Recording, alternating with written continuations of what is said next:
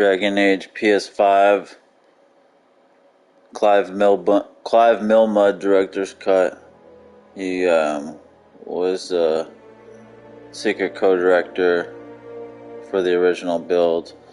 About to go recruit Dorian, the gayest, most personable mage in the crew.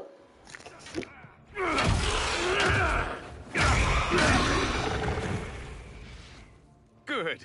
You're finally here. Now help me close this, would you?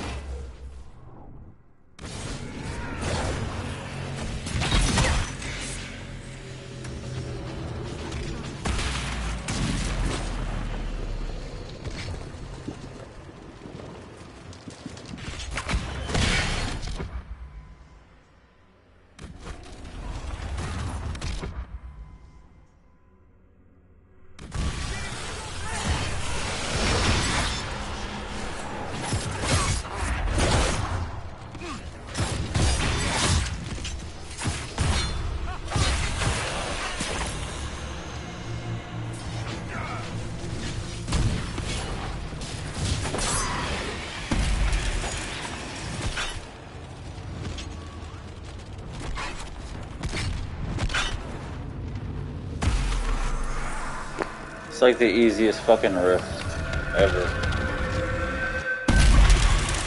Playing on hard difficulty.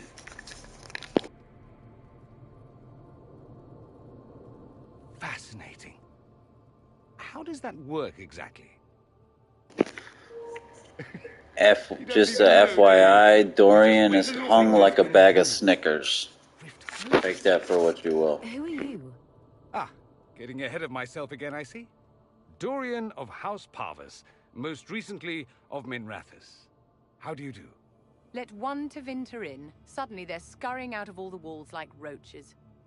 Now, I'm ever so much more handsome than a cockroach. Magister Alexius was once my mentor, so my assistants should be... Anybody else who has played this or is playing it, leave in the comments section your favorite companions.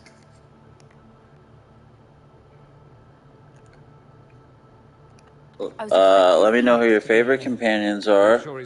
Let me know who you think the best party combination is. If you think 2 mages is the best to bring. If you think maybe like Solus, Dorian, and Iron Bull. Or I guess it depends on your character, but let me know what you think the best party combination is, who the best companions are, what you think the best character build is for your main character, what character and race you like choosing the most. This is my first playthrough, and I picked a female warrior human, and I feel like that was a mistake. Are you a Magister? All right, let's say this once. I'm a mage from Tevinter, but not a member of the Magisterium. I know Southerners use the terms interchangeably, but that only makes you sound like barbarians. You're betraying your mentor because... Alexius was my mentor. Meaning he's not any longer, not for some time. Look, you must know there's danger. That should be obvious even without the note.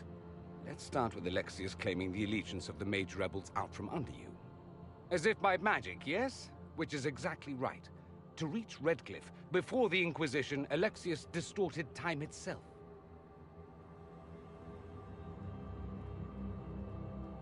I hope that's less dangerous than it sounds. More. That is fascinating if true, and almost certainly dangerous. The rift you closed here. You saw how it twisted time around itself, sped some things up and slowed others down.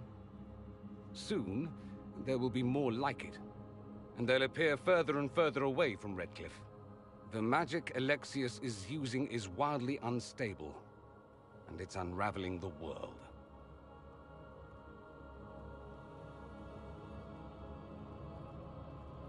You're asking me to take a lot on faith. I know what I'm talking about. I helped develop this magic. When I was still his apprentice, it was pure theory. Alexius could never get it to work. What I don't understand is why he's doing it, ripping time to shreds just to gain a few hundred lackeys. He didn't do it for them. Took you long enough. Is he getting suspicious? No, but I shouldn't have played the illness card. I thought he'd be fussing over me all day. My father's joined a cult, Tevinter Supremacists. They call themselves Venatori. And I can tell you one thing. Whatever he's done for them, he's done it to get to you.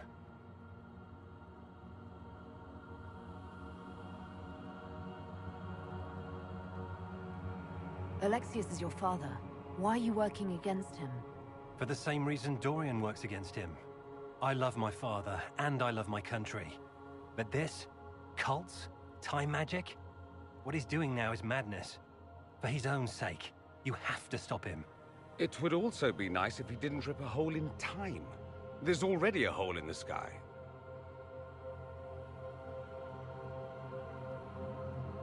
Why would he rearrange time and indenture the Mage Rebellion just to get to me? They're obsessed with you, but I don't know why. Perhaps because you survived the Temple of Sacred Ashes. You can close the rifts. Maybe there's a connection. Or they see you as a threat. If the Venatori are behind those rifts or the breach in the sky, they're even worse than I thought. Do you have any suggestions? You know you're his target. Expecting the trap is the first step in turning it to your advantage. I can't stay in Redcliffe. Alexius doesn't know I'm here, and I want to keep it that way for now. But whenever you're ready to deal with him, I want to be there. I'll be in touch. Oh, and Felix, try not to get yourself killed. There are worse things than dying, Dorian.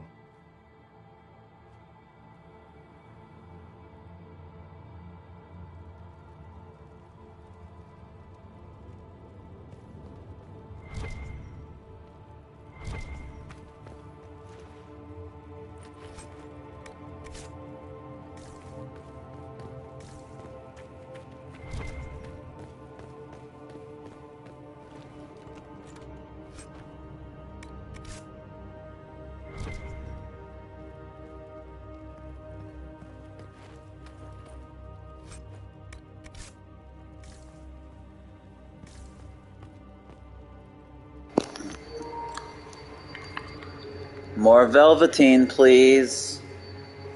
More Velveteen, please. You know, like the commercials, more Ovaltine, please. More Ovaltine, please. More Velveteen, please. Velveteen. I always think of Ovaltine. I used to love Ovaltine as a kid. Yo, who's old enough to remember fucking Ovaltine? I don't even know if they sell Ovaltine anymore. It's such a shame, man. All the best things in life are free. All the best things in life seem to have dissipated handily. Like, what happened to Ovaltine, man? Ovaltine was the shiznacky.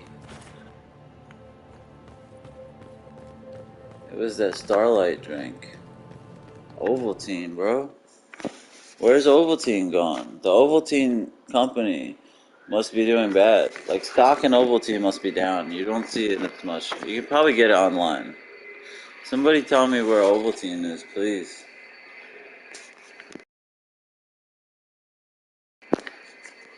Unless Velveteen replaced Ovaltine in the Dragon Age world. Every time you find Velveteen, it's actually like what Ovaltine used to be. Well, the malcontents. So it's a jar of like chocolate, like cocoa powder that's got vitamins. Ovaltine was basically just hot cocoa with vitamins. Ovaltine was so good. I love Ovaltine. Yo, somebody buy me some Ovaltine, please. Send it to me. Just leave a comment in the comment section, and I'll get back to you, and then we can PM each other, and I'll send you my address on PM or DM.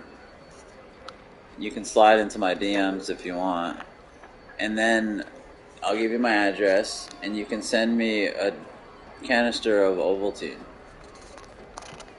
And then when I'm on stream playing, I'll say, more Ovaltine, please. Does that sound good? Let's do that. Fictional people who are not watching. Okay, fictional following.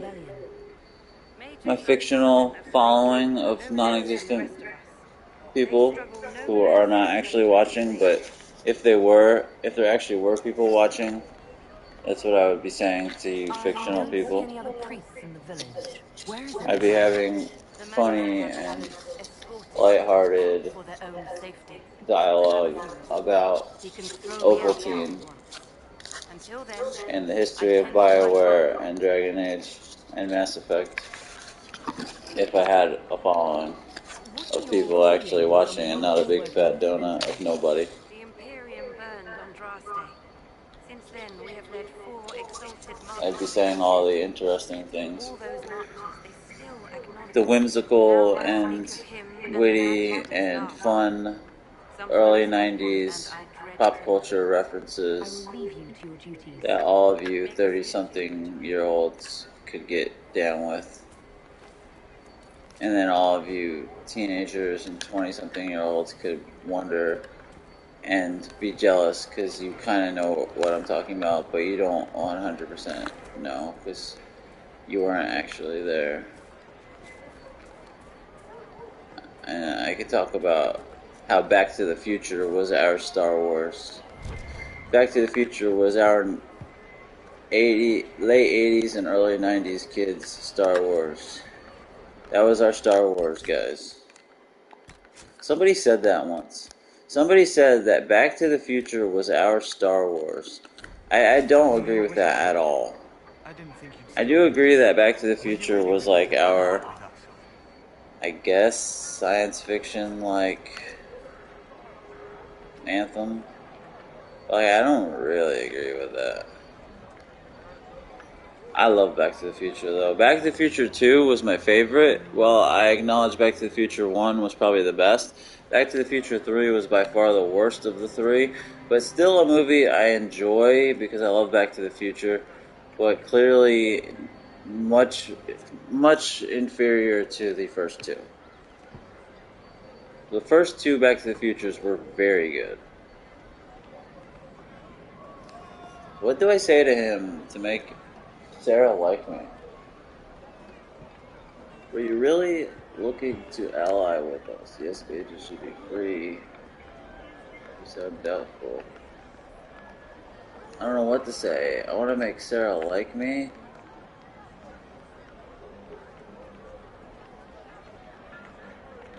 Is that so hard to believe? Everyone blames us. The Templars left the Chantry too. That's worse, isn't it? They took an oath. Yet everyone calls it the Mage Rebellion. We're the ones they hate. What choice did we have? Stay? There are better ways than... Sometimes, I hope you can do something. Tying ourselves to Tevinter. That can't be the right way to end this. But this doesn't feel like safety. It's not right. It's hard to believe she... I never thought... I'm gonna reload that because there was something I said before that made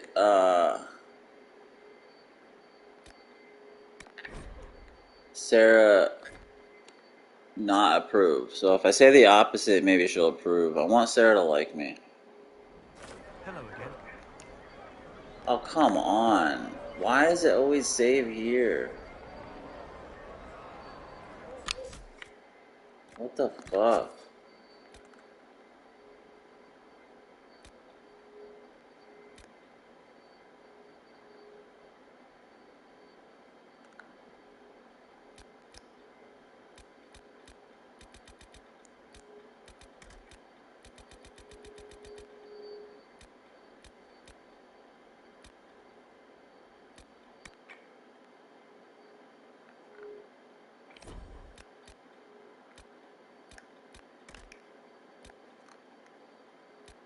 Hmm.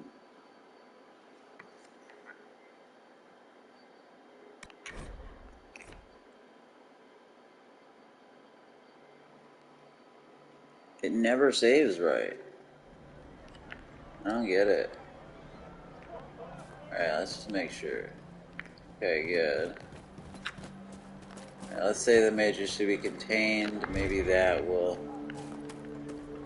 make her like me. Because I said something that made Sarah disapprove. The first time I think it was when I said yes, mages should be free.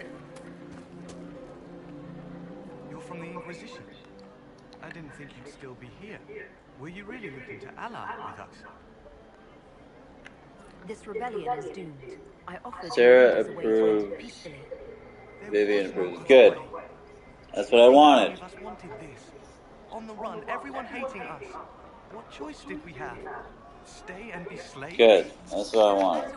I want Sarah to want to have sex with me. She's a hot commodity. She's a hot little elf. Some would call her an elfkin. I wouldn't, personally. That's actually an insult. That's like calling a black person a... Well, let's just say it's like calling a white person a cracker. Let's just go with that. Cracker. Cracker. You cracker. You cracker. You cracker. You cracker. Templars came into the alienage and took me to the circle. Yeah, you don't want to call an elf an elfkin. That is a really deep insult. It cuts them deep into their elfkin ears. If you guys are ever around an elf, do not ever call them an elfkin. All of you fictional followers that are not actually watching, I'm just letting you guys know. Whenever you're around anyone of elven descent, do not, I repeat, do not call them an elfkin. If they are of elven, not something you want to do lightly, for they will burst out. Some might say an outburst, even, would be the protocol. And they'll likely use elven blood magic on you. They may summon an elven Druffalo to attack you. They've been known to do that. So I would not call an elf anyone that originates of elven descent or was born on the elven coast of Rhinewood.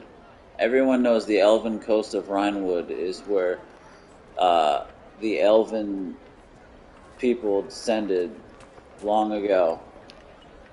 I mean, everyone knows that. If you haven't heard of Rhinewood, if you have not seen the Dragon Age movie, oh, to all you fictional followers and viewers out there who I love conversing with, because I am knowledgeable about gaming and I have a great personality and I love gaming. All you fictional motherfuckers who are not actually watching, but if you were, let's have a conversation and leave in the comments section if any of you guys have actually seen the Dragon Age film. I don't know if you could quite call it a film. It was a movie. If any of you guys have seen the Dragon Age movie, what happens if I keep going up here? Up, and away. Yeah, there was a Dragon Age movie with that girl in it who was in the show Supernatural. That girl from Supernatural, and that girl that was also on that show, that like that internet show about like video games. There was like that weird internet show about video games or something. Like it was about. Let's see if we can actually get there. Yeah, there was like a weird internet show about game development, like a game studio, and that girl that she kind of looks a little bit like an elf. She's like a redhead. She's a redhead. She's like pale skinned. Her nose is kind of like a little bit big, kind of like flattish in the tip. She's pale-ish. She's really not that hot, but I think internet nerds like her because she's in a lot of like, Thank the Maker you can. she's in a lot of content that nerds would like Supernatural, the Dragon Age movie. She was in that movie about gaming, I'm sorry. that show about gaming. So I think for some reason she's like an internet nerd, like heartthrob. I never found her to be particularly attractive. She's a bit of a nobody. She doesn't really have a body. Her face is pretty average, but I could almost guarantee that internet nerd boys and internet nerd girls like her. But yes, that girl, she's in the Dragon Age movie, and I only know that because every time I see the poster board for the Dragon Age movie, I always see that girl with fake elf ears. She's got fake elf ears on. And the Dragon Age movie looks about as bad as the Blood Rain movie. Or worse. I've not seen it though. Which is a shame, because the Dragon Age movie could be really good, because the Dragon Age lore is actually fantastic. It would actually be really cool to see a proper Dragon Age movie. Look at this dude freaking out in the background. Looks like Vivian, but it's not. That girl from Supernatural, the redhead girl, she's in all the nerd stuff. She must actually be a nerd in real life. She must actually like gaming and stuff in real life. I don't like her though. I do not like that girl.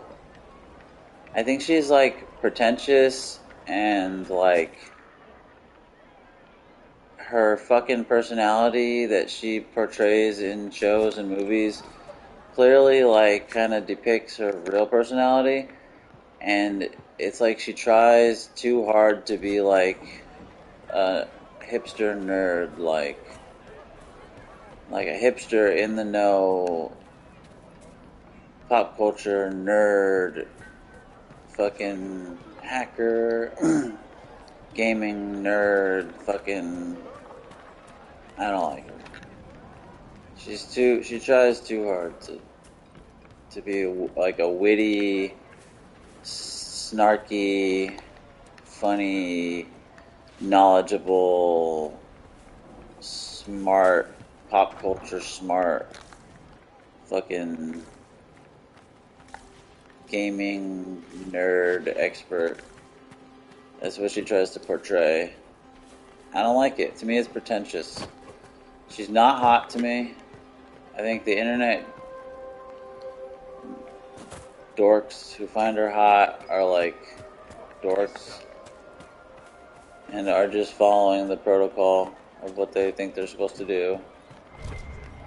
I think she's kind of whack. What was her name in Supernatural? Charlie, I think? That fucking name too. Of course they had to give her like a smarmy, snarky, like guy's name, girl name. I think it was Charlie. And she was like a hacker, fucking something. And she probably likes gaming in real life, or even if she doesn't like gaming that much in real life, she realized that she found a fucking following for pretending to like gaming. So she always makes like gaming, pop culture, and like fucking like LARP references and stuff, and like she does like she like, you know, she like forced live action role playing stuff into like Supernatural, and like it's like she tries so hard to appeal to like the gaming, live action role playing, tabletop playing, fucking Dungeons and Dragons, fucking nerddom, pop culture, fucking geeks. It's like she knows that she found the fucking audience with that. And hey, man, I'm a nerd to a certain degree, but there's a difference between a nerd and a pretentious nerd. I'm not a fucking pretentious nerd who like judges people on their fucking nerddom. And it's like, what, you've never played Dungeons and Dragons before? Like, you've never played a tabletop RPG? Like, you've never done, like, no, man, like, stop it. Just Stop it. People who judge people on this shit, it's so fucking lame. Like, the whole point of being a nerd is not to be pretentious. Like, that's the whole fucking opposite. The whole point of being a nerd is someone who's an outcast who's different. And the problem with nerddom is, like, you've got these pretentious nerds now who really aren't nerds. But they become, like, arrogant, pretentious nerds who almost brag about their nerddom. Like, it's kind of fucking gay. It's kind of lame. She's like one of those nerds. Or she, like, portrays one of those nerds on the screen. One of those pretentious ass fucking nerds. Who, like, at least portrays that she's into, like, every fucking nerd thing out there. Like, tabletop fucking RPG, Dungeons and Dragons, LARPing, fucking video games, internet hacking, fucking, like, everything she's in on the screen, like, has to do with something like that. Has to do with, like, one of those things, or she makes references to, like, some of those things in, like, every role she's in. It's like, bro, how many times are you gonna let us know that, okay, you're a nerd, you're into video games, you're into fucking live action role playing, you're into Dungeons and Dragons. That's the thing I hate. Like, why can't a person just fucking be a person? Why can't you like what you like? Like, I like sports, I like mixed martial arts, I like football. You know what else I like? Comic books, video games. Like, you know what? I've never played Dungeons and Dragons. You know what I've never done? Live action role playing. You know what I'm obsessed about? Video games. You know what else I like doing? Writing, poetry, singing. But at the same time, I like lifting weights. I like fucking sports. I like playing sports. I like watching certain sports. I like boxing and mixed martial arts. Like, why can't we just be people? Why do we have to, like, box ourselves into being certain fucking prototypes? How do I get over there, dude?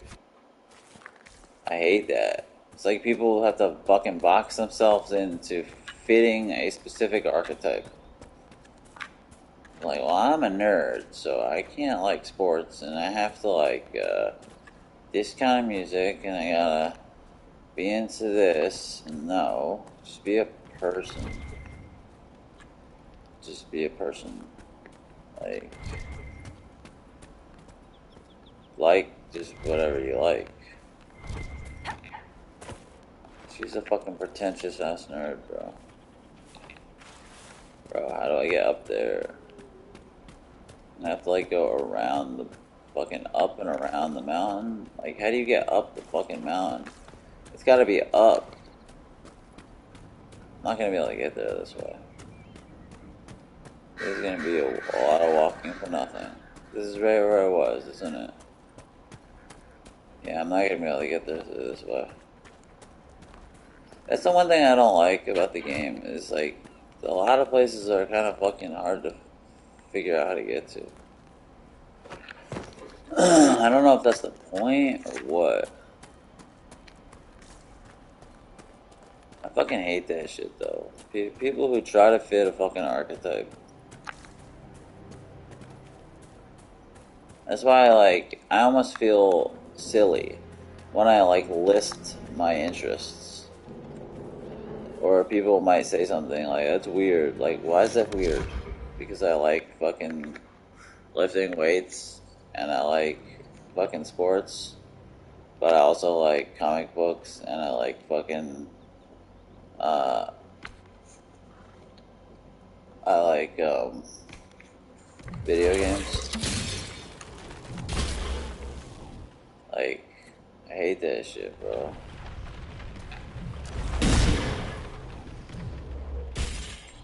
Like, is that really that weird? because I'm a fucking loner. I'm a recluse. I'm a loner. A lot of that stuff, yeah, I like video games because I'm a loner, because I don't have a life, because I like stories, and I like fantasy, and I like writing and making my own stories and my own fiction. But I also like lifting weights, and I like sports, and like I like what I like. It is what it is. Can I get in there? No, apparently not. Maybe it's just so many people naturally fit certain archetypes. I don't know. Maybe it just works that way. But I also feel like people force themselves a bit to fit certain archetypes, like, or maybe that like they find certain friend groups and then they like what they like because they're trying to fit in or something. I don't know. I don't know, man. It's just so weird. It seems like people just really try hard to like be a certain thing instead of just being what they are. But I do like this game now. I'm actually quite enjoying it. Even though it is so long. Damn. Is there anything else I can get? That what? Just... Why can't I... Oh, right. My bad. Just attack. How did that not kill the goat? We war cried the goat while it was dying. That was just like an insult to injury right there. Give me a goat skin. No goat skin. Come on. I don't even know why I'm farming goats, but I don't know. You need them sometimes. Or fennec furs. More goats. Fuck the goats, man. Alright, let's get down to business. Everyone, look away. We ain't got no time to play around. What is Could you this? be more of an embarrassment in what the Let's Inquisitor get and I are down trying to to accomplish? business. Everyone look over here. Vivian needs to pee. What? I don't know. Sarah is very childish, but I like her. She adds personality. She has a goofy personality. What the fuck, dude? That's the one thing I don't like, is like, it's hard to figure out how to get to certain places. How the fuck am I supposed to get here? Maybe through this way? Like, I hate that, man. I obviously can't get there through here. This is all for naught. So let's try to get to the camp. Like, that is one thing I really don't like about the game. I'm really starting to love this game, but it's like, damn, like, it's just not long enough already. They make it hard to get to certain places. Like, this game is so fucking long. And I know it's an RPG. It's a legitimate, classic fucking Western RPG. But golly, it is fucking long. If you were to do all the content, which I like doing in games, if it's a game I really like, I like doing all the quests, all the content. If you were to do all the quests, all the content in this, like, I can't even imagine. It'd be like 150 hours. Probably could be longer. Like, dummy fucking long. What is this? Like, it would be so fucking long, this game. And it's like, you're gonna make it hard just to get to places? It doesn't need that. It just doesn't need all that. So how do I even get here? Alright, we gotta go down, I guess, but... See, I really don't like that. Like, there's so many places that are up mountains, or you have to figure out how to get around, and it's like fucking annoying, bro. And then you go down, and you realize that you shouldn't have, and... Like, this game, I guess I understand that they don't want it to just be like, go here, do this quest, go here, do this quest, but like, I mean, that's kind of just what it is. That's kind of what RPGs are. Like, man, maybe I'm just terrible with navigation, and I really am. It's not my strong suit, but fuck, man, it's like, This game is so fucking long. They don't have to inflate it by making it so fucking hard to get to places, and this isn't even how to fucking get there. Now I'm still can't get there. How the fuck do you get up there? This is the type of shit that pisses me off. According to my research, the And then ancient you find elves may have enemies set up along the wards way. here. If we can find the artifact it may help strengthen this area against tears. If I can't get up there, I'm gonna be real pissed. I don't even want to fight these schmoes. I should have stealthed her with fucking Sarah. What the fuck? It's not doing jack squat diddly or poo. The armor, I guess? Too much armor? How did everyone use all their shit? Seriously though?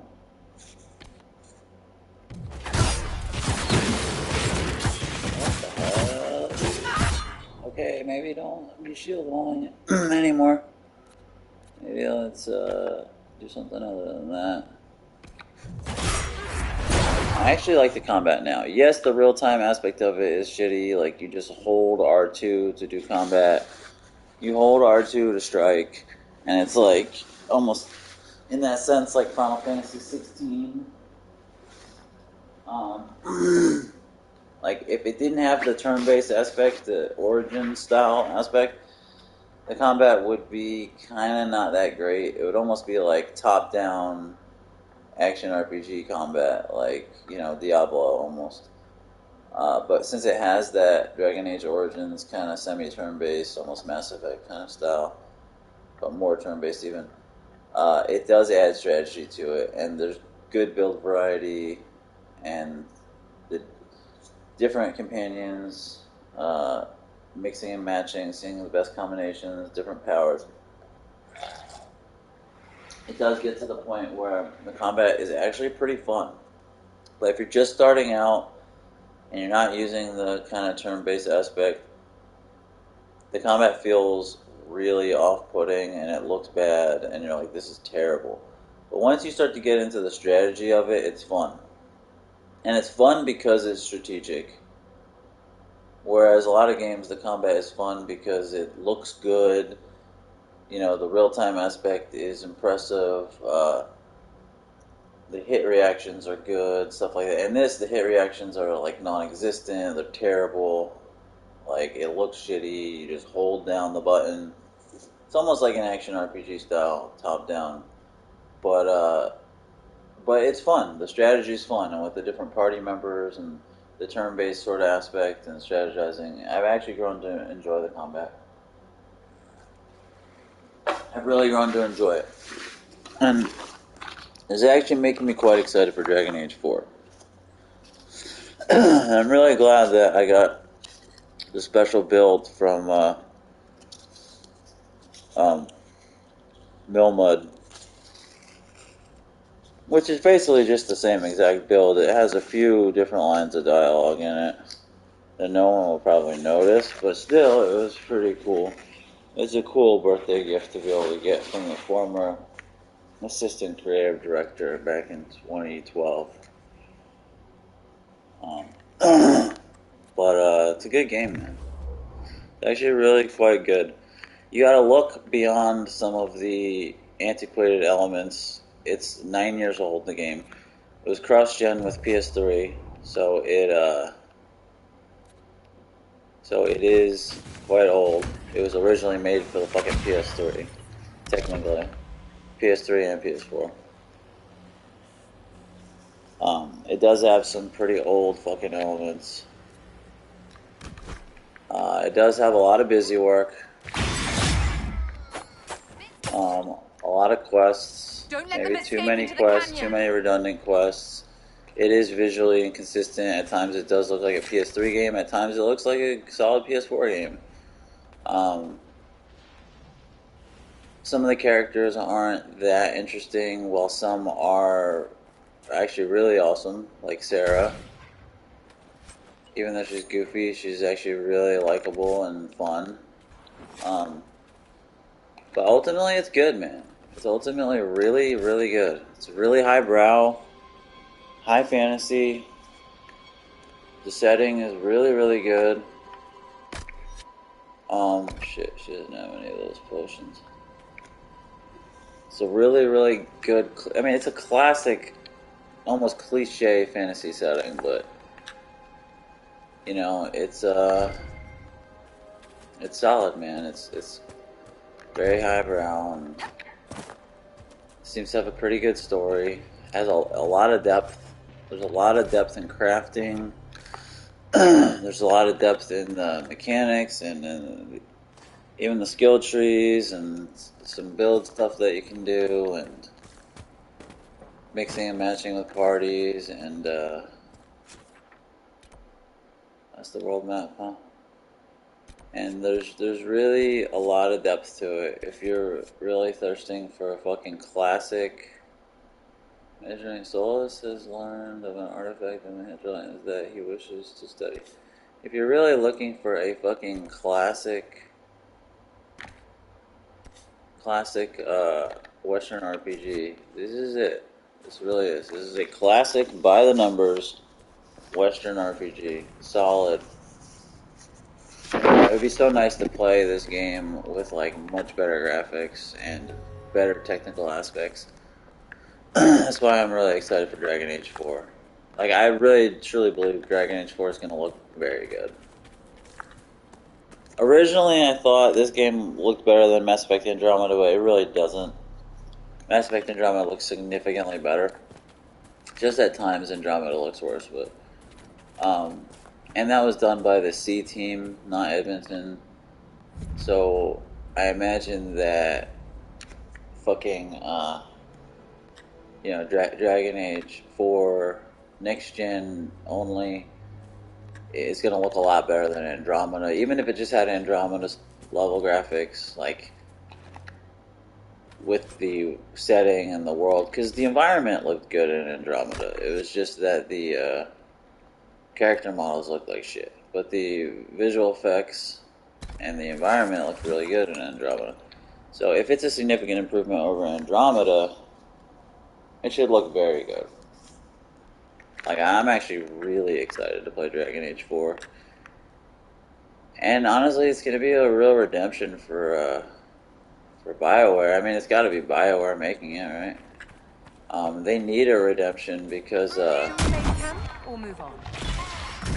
you know, I know Andromeda wasn't their fault. It was the C team that made it, but still, like, that was under their umbrella, so to speak. That was their flagship fucking franchise. They allowed that to happen because they fucking made Anthem instead of the game that the franchise everybody cares about. So I think they need some redemption. I think Dragon Age 4 will be that. And then supposedly they're working on a Mass Effect game, so we shall see. What the fuck? Dude, he's going ham. What the fuck? So they're working on a Mass Effect as well, right? I don't know, but we know Dragon Age 4 is like in the works. They've been talking about that for a while. So let's hope it's gonna be good, and I imagine it's gonna be fantastic. I think that'll break the streak. The bad streak. The bad BioWare streak. I don't see why it wouldn't. I don't see why it wouldn't be good. Honestly, I haven't been following gaming nearly as much as I usually do. I don't know what is going on with Dragon Age 4 other than, like, I remember them talking about it and showing, like, a screenshot for it, like, fucking, like, a year and a half ago, probably. So I imagine that it's, like, cooking. That it's getting there. I imagine it would kind of have to be. So I'm pretty excited to see it in action.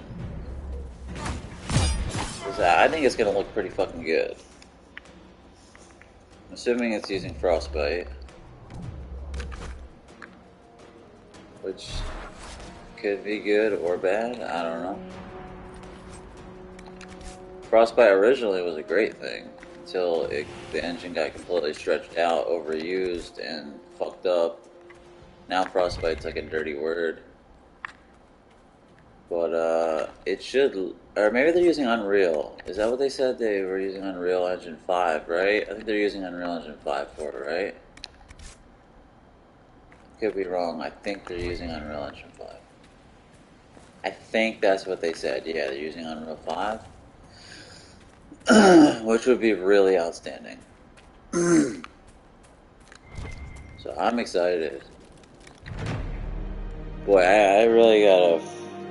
there's no point in following gaming now. It's like, I have no money to buy new games. I don't have my TV. I'm using this shitty TV. And I have no following. No one follows me anymore. Hardly anybody watches my shit anymore. When I was extraordinarily knowledgeable and extremely up to date on everything gaming, it didn't even matter. Nobody gave a shit. Nobody gave a shit anyway. It's like it got me anything.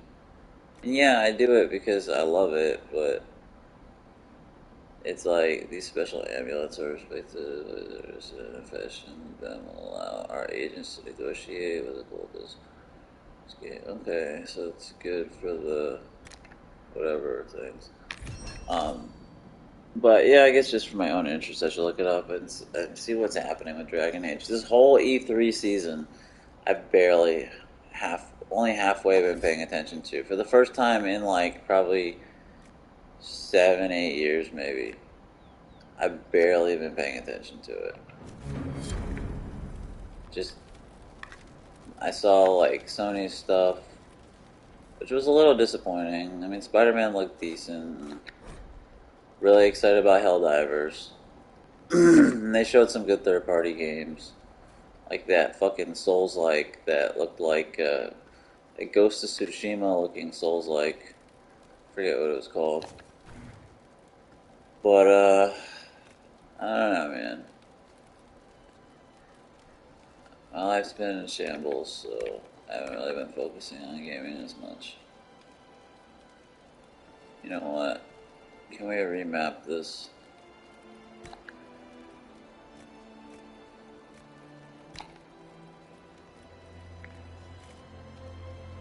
But I gotta see what's going on with Dragon Age 4. Sorry, yeah, Dragon Age 4.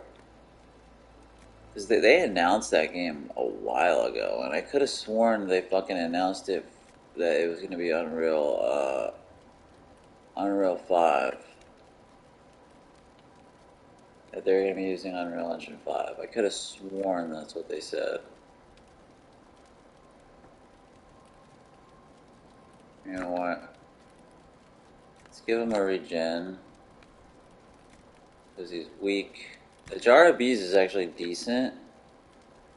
Now let's give Jar of Bees to someone who doesn't really need the health as much, even though it's my character. Still, she's very strong, so let's give her a bunch of bees. But the bees are actually pretty fucking good, at least for now. Alright, we actually found a fucking camp. Let's see how close my characters are to leveling. But yeah, it must have been like a year and a half ago, maybe even like 2 years ago, that they fucking announced Dragon Age 4. And they basically just showed like a screenshot or like a moving image, like just a teaser image of like, and maybe some screenshots or something. It was like a teaser image and like some screenshots.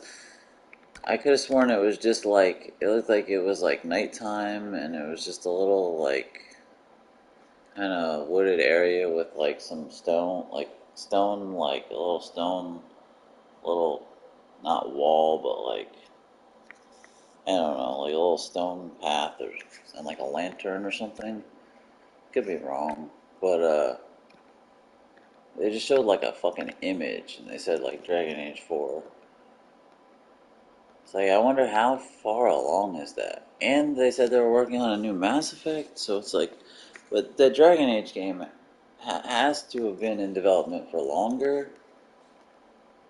And it's like, what is going on with that? It's gotta be, like, not that fucking far off, right? Viv's got a point. See, I tried to switch her up and use electric power because I didn't use any electric power with Solus and Dorian. I haven't really completely gotten yet. I think I'll get them once I go back. Wait, did I get Revive? Oh shit, she has Revive. I didn't realize that. I don't know how valuable that actually is. Because if my characters are dying, that's a fucking problem. See, I really want to get Rejuvenating Barrier, but you have to get the spell to get it, and I guess the spell could be alright, but I don't really want it that bad. And it sucked. I had to get the stupid Brain Blast to get the barrier thing, but I'm guessing that barrier helps your protective barrier, so protective barrier is literally the best ability in the game, in my opinion. And if I have Revive, is it worth doubling it so they're actually protected a little bit? But it's only 25 damage resistance. Like, I figured when I said that it would give them protection, like, full protection for, like, at least 5-10 seconds. 15 seconds of 25% less damage. That's nothing. Because when they get revived, like, 1 or 2 hits and they're dead. That won't change that. So is it really going to be worth doing Dispel and then this just to get some fucking mana regeneration?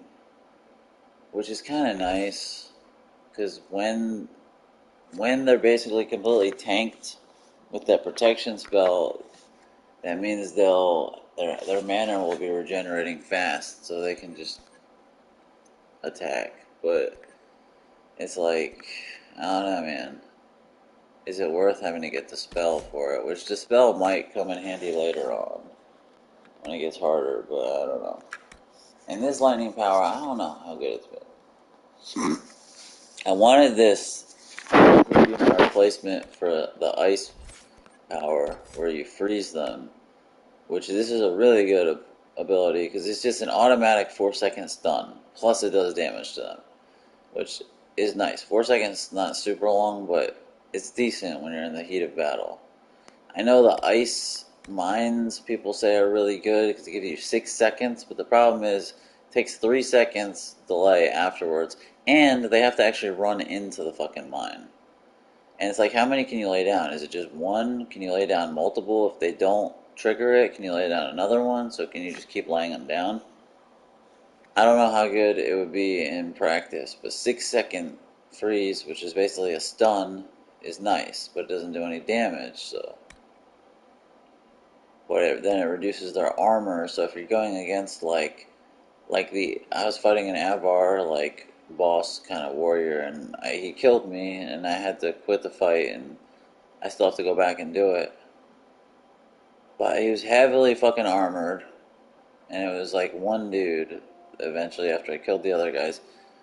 So, I mean, something like Ice Mine would be really good, because if he goes on it, he's basically 6 seconds, he's stunned, pretty much. And then his armor reduction 100%, so we're just doing straight damage to him while he's stunned. Or frozen, whatever. That'd actually be really good, but the key is, how annoying, confusing, and frustrating is it going to be to throw down an ice mine, wait 3 seconds, and then hope they run on it? That's the one thing I'm worried about. And then the bigger problem with that, which is the biggest problem with abilities in this game in general, is you have to get shitty abilities to get the good ones. Which means I'm going to have to get this ability to get this. Granted, it'll give me willpower, but the meditation, idle, threshold, how often am I going to just be standing still? It just improves your mana regeneration. It's really not that great. But your cooldown times, that helps. So would it actually be good? Just put Solus, whatever, Vivian or Solus, or Dorian in the corner, have them just stand there so they continuously are regenerating mana and their cooldowns quicker, so I can just almost continuously keep spamming barrier, protective barrier. Like would that work, you know? Just literally control them myself, have them stand there, so they're getting this meditation bonus, so their barrier goes 50%. Their barrier cools down 50% faster. Because barrier is by far the best ability in the game, I think. So, like, would that be worth it then? To not even have them do anything? And what if they're standing still but attacking? See, that probably does not count. A lot of questions.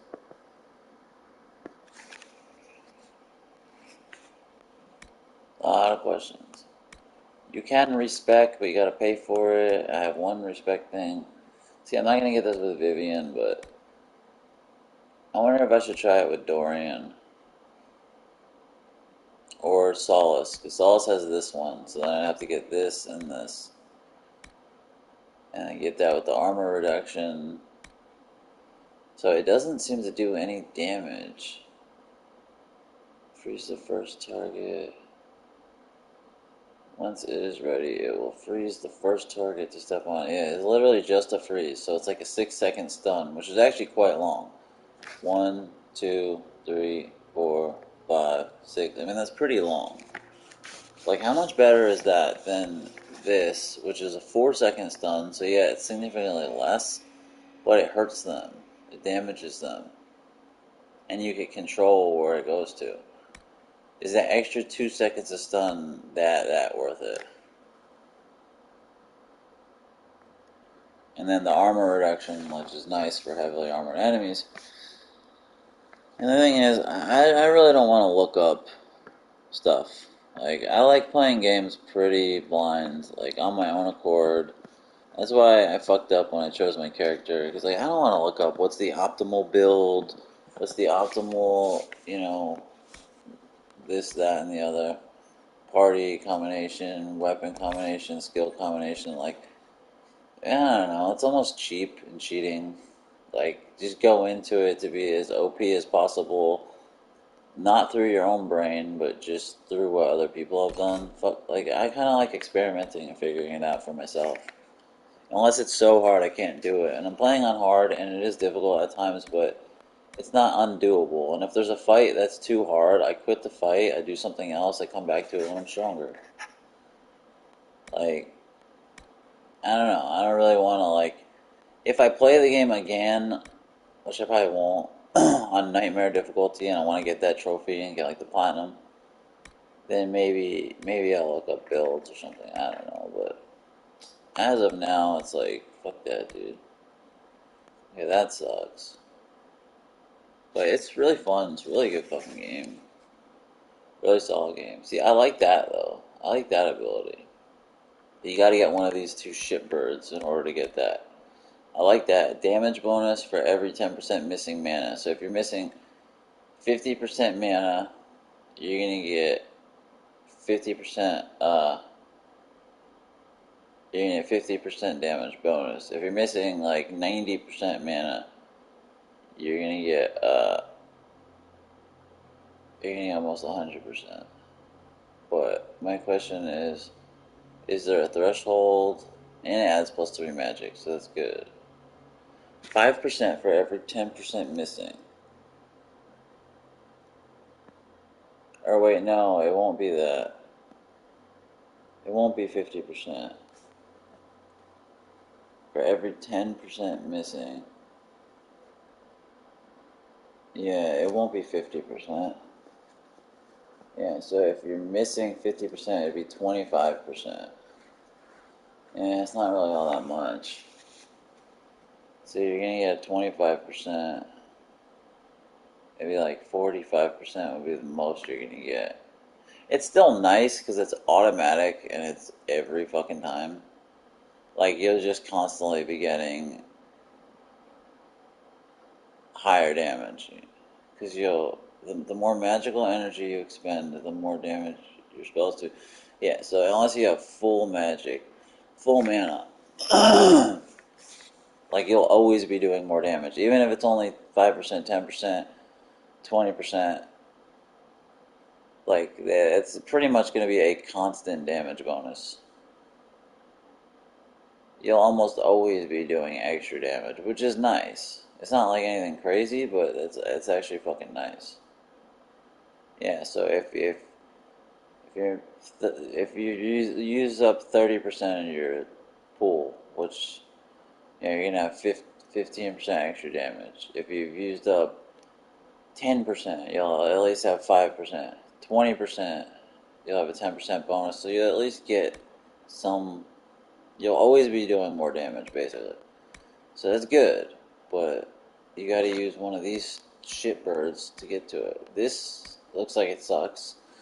Yeah, it gets a lot of enemies, but it'd be totally redundant, because I use this to get chain lightning to get multiple.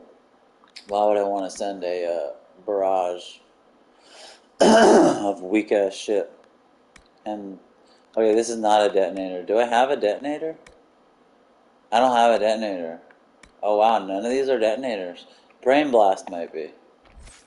Brain Blast is so bad. I only got it to get to this. Brain Blast is a detonator. Right, so I have a detonator. I got a detonator. I don't even get the combo thing, but whatever. But still, this thing sucks. Magic resistance. Each hit from Energy Barrage lowers the target's resistance to your staff's magic type for a short time. I mean, that's cool, I guess. You launch a salvo of elemental blast from your staff that homes in on targets ahead of you. 66% weapon damage, 12 projectiles. I mean, maybe it is good, but it depends on how many projectiles hit. So is that 66% per projectile hit? So I mean, in theory, it could be, 660? It could be like 700% weapon damage. I doubt it. I doubt that would happen. Like, how many projectiles are actually going to hit how many enemies? I don't know. Maybe it's actually really good. It's just hard to know. And then this one, you sheathe yourself in lightning while see, that sucks. While casting spells. Enemies that... Okay, so this is not an ability. This is just a passive. So, I guess it's not that bad. You sheathe yourself in lightning while casting spells. Enemies that attempt to interrupt your casting with attacks are struck by arcs that leave them paralyzed. I mean, that's actually not terrible. It's not bad. So passive abilities are good. It's actually not bad. So while you're casting, you can't be hurt. Is that while you're casting spells or just any basic attack? Can't be. Okay, you sheathe yourself in lightning while casting... Yeah, spells. Just spells. Yeah, not basic attack. I mean... It's okay. It's okay. So if you're casting a spell, any enemy that attacks you is going to get paralyzed. It's not bad for 6 seconds. So you actually want that to happen. Unfortunately, it's not magic. Magic or cunning would be better, but Constitution at least makes you stronger. So it's not that bad. Using that to get to this, those are two decent passives. I should probably focus more on passives. There's only so many abilities you can have. If I'm going to make her a lightning expert. But it's not so bad. It really won't come into play much. Someone hits you exactly when you're casting a spell. But I would use it to get to that. I mean, I still think that's good. Because you're always going to be more damage that you're doing, basically. I wanted this to paralyze a single target. Like, if there's one powerful target around a bunch of other targets, see, it actually does damage as well, yeah. And it freezes them. It paralyzes them. So it does 200% weapon damage. And then I thought potential for this would be great. Because 200% weapon damage, okay, not great. paralyzed duration 2 seconds per nearby enemy. So I figured if there's a really strong enemy, let's say there's 3 other enemies around them, and you shoot them with this, how close do they have to be is my question. But you shoot them with this, it could theoretically then paralyze them for 6 seconds, and then do an extra 600% damage if there's, 3 other enemies right near them. So theoretically, like, assuming there wouldn't be more than 3 enemies, but if there's 4 enemies bunched up, and you aim this at the strong one, you're going to get the 200% plus the 600, plus 200% times 3, so 600, so you're going to get like 800% damage, and 6 seconds of stun, basically, paralyzing. So I figured the potential for this is like off the charts. I was thinking I could use that against the Avar warrior guy, because there was probably like 2 or 3 other enemies at least near him. And I wonder if, the problem too though is like the NPC, they don't always use the right thing at the right time. But the potential for this is so high. A really strong enemy surrounded by a bunch of other enemies, and you could do massive damage, assuming it works the way it says. You summon a bolt of lightning that blasts and paralyzes a single target. If other enemies are nearby, the bolt will paralyze the target for longer. Lightning bolt does more damage if there are other enemies nearby, and if there are enough close to the striking point, a wave of force will knock back all enemies except for the paralyzed primary target. So what, this does damage to the other enemies then? Damage bonus for every creature within the meter. Wait a minute, so it'll just paralyze the main enemy and do damage to the other ones? Lightning bolt that does more damage if there are other enemies nearby, and if there are enough close to the striking point. A wave of force knock back all enemies except for the paralyzed primary target. I don't know, maybe it will do damage to that target and knock back the other ones, I don't know. But either way, it's a lot of damage and paralyzing potential.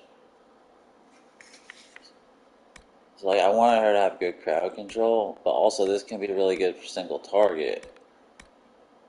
And this is just basic crowd control. I figured if I get the damage distance bonus 4 meters and 2 extra hits, now your potential is 9 meters. 6 hits over 9 meters, that's 250% weapon damage, which on one target is a mediocre hit. You really want 400% or more. But if it's hitting 6 targets, potentially, which will give you a span of 9 meters, which is pretty far. I don't know of any ability that's that big. Like, the barriers are like 3 meters, basically. So that's like the distance of 3 barriers, basically, put together. It's a big distance. So basically, if there are a lot of enemies relatively close, not even super close, but relatively close, you should be able to hit all of them.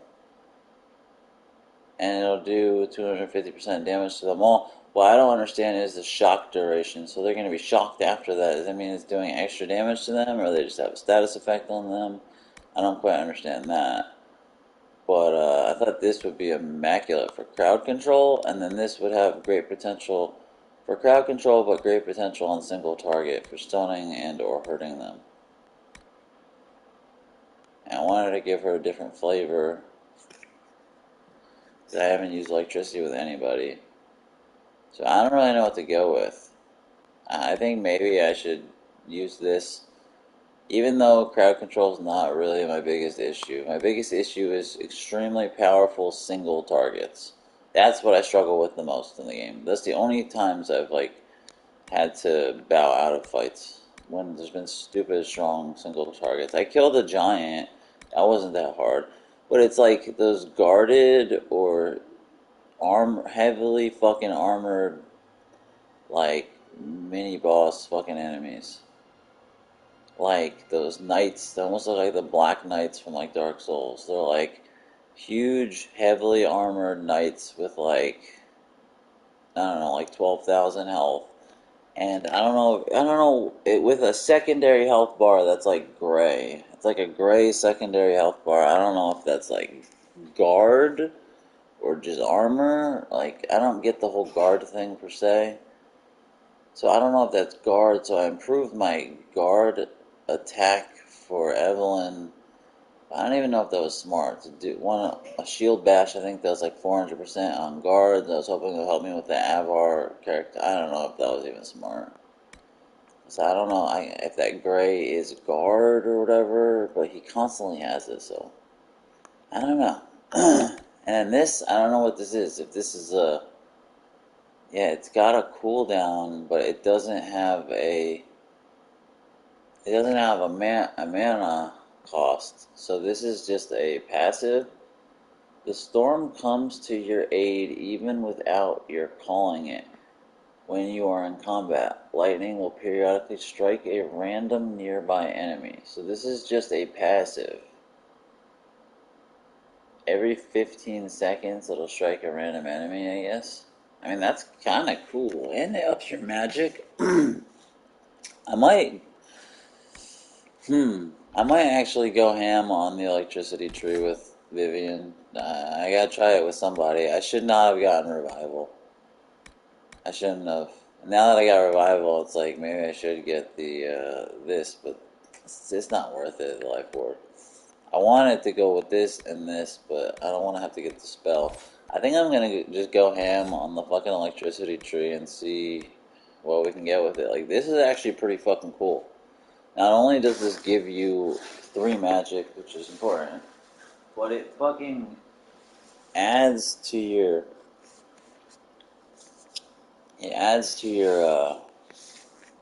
it just gives you a passive where every 15 seconds you're going to get a solid 300% hit on an enemy. Which that's like a solid, decent special. Which is a free hit where you don't have to do anything. And if you're not even controlling the character, it doesn't matter. That's pretty good. Fights can last 4 minutes, rift battles. So you gotta figure you need to get 4 extra hits per minute. If it lasts 4 minutes, even if it lasts 3 minutes, you're looking at maybe 12 extra hits. That's not too bad. So you're looking at about 3,600 extra damage that you normally would not have done. That you don't have to cast for specifically, that you just normally would not have done. Literally just extra damage. I mean, that's not terrible. It's actually a decent little thing to have. You use your staff's energy to fill the area with sympathetic magic. Each basic attack shortens your active course. See, that's good too. See, this electricity tree is actually quite fucking good. There's a lot of shit I want on it. That's good too, man. Each basic attack shortens your active cooldown time. That's tremendous. The only problem is, will you have enough stamina? Is there anything that can raise your stamina? See, that's good if you can continue to be able to spam fucking barrier. That's good, man. Literally, each basic attack is 0.5 seconds. So you can get off 1 attack for 0.5 seconds, probably. You might be able to get 2 attacks per second. So it's literally like... Okay, let's say you can only get 0.5 per second. It's going to cut your cooldown time in half. Let's say you can get 1 attack per second. So it's going to cut your cooldown time in half, basically. Right? Theoretically. And all to get to fucking barrier quicker. You trap enemies inside an electricity field that paralyzes those that try to leave. I don't get that one. Paralyzation, I don't get this one. Paralyzation duration is 2 seconds, right? 2 seconds that they're paralyzed for. I don't get it. The duration is 8 seconds though. So what happens after the 2 seconds of them being paralyzed? They just leave the barrier? Like, I guess it's good if there's like a lot of fucking enemies, but 2 seconds paralyzed, it sucks. I mean, I guess it's like a huge area of effect, but being paralyzed for 2 seconds, if they don't get out of it, will it continue to paralyze them? See, I don't get that one. Electric damage 50%. Steel cage is not powerful enough to hurt or even kill enemies who leave its boundaries. Whenever an enemy in the cage takes damage, a lightning bolt strikes them, dealing bonus electricity damage. I mean, I guess it's okay with that. It'll be a huge area, and then if you hurt them, they get hit, which will do 50% of your weapon damage, so it'll take extra damage. I don't know, man. It probably looks cool, but it just doesn't sound that good. What does sound good is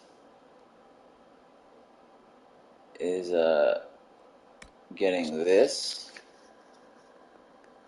So you'll basically almost always be doing a little bit extra damage. Getting this, because you'll always have a passive attack going on every 15 seconds, and your magic goes up. And then getting this is tremendous, because your cooldowns will be reduced just by attacking. So those three, which it'll technically be 4, because I have to get that one, which it's not terrible. It's pretty shitty, this, let's be honest. Those seem pretty good. I really don't know how good the salvo is, but I really want the chain lightning to be bigger. Like, 9 meters and 6 hits would be huge. So is it 6 hits or 6 enemies? See, that's not how much either. That'd be tremendous. But that's a luxury. I don't know if I should get it yet. I think the storm one will be fun, because I wouldn't have to worry about anything, and it would just do extra damage. But I think Gathering Storm is better, man. You use your staff's energy to fill areas of sympathetic magic. Each basic attack shortens your active cooldown times. You can get off attacks quick as a mage. Adds to willpower, which is okay, but man, shortening your cooldowns, that's big time. Be able to throw a barrier quicker. I think I'm going to get that now. You'd be able to use barrier way quicker. See, I don't even know if I'm going to stick with Vivian. My question is, there's 3 fucking mages. And they're all humans, or one's an elf. So literally, the 2 of them are humans. So there's almost no difference between using the 3 of them. It's just what skills you pick. They're basically, the elves have some slightly different natural resistance to humans or something. Humans get like an extra ability point, I think, or something. Elves have like a slight ranged protection, something like that. But there's like, other than that, there's like no fucking difference. You're gonna have 3 mages, and it's like no fucking difference between using them. Like, what is your motivation gonna be to use one or the other? Just if you like them better or worse? If anyone is watching, just give me a second. I'm making a bowl of cereal. Or oatmeal, maybe oatmeal.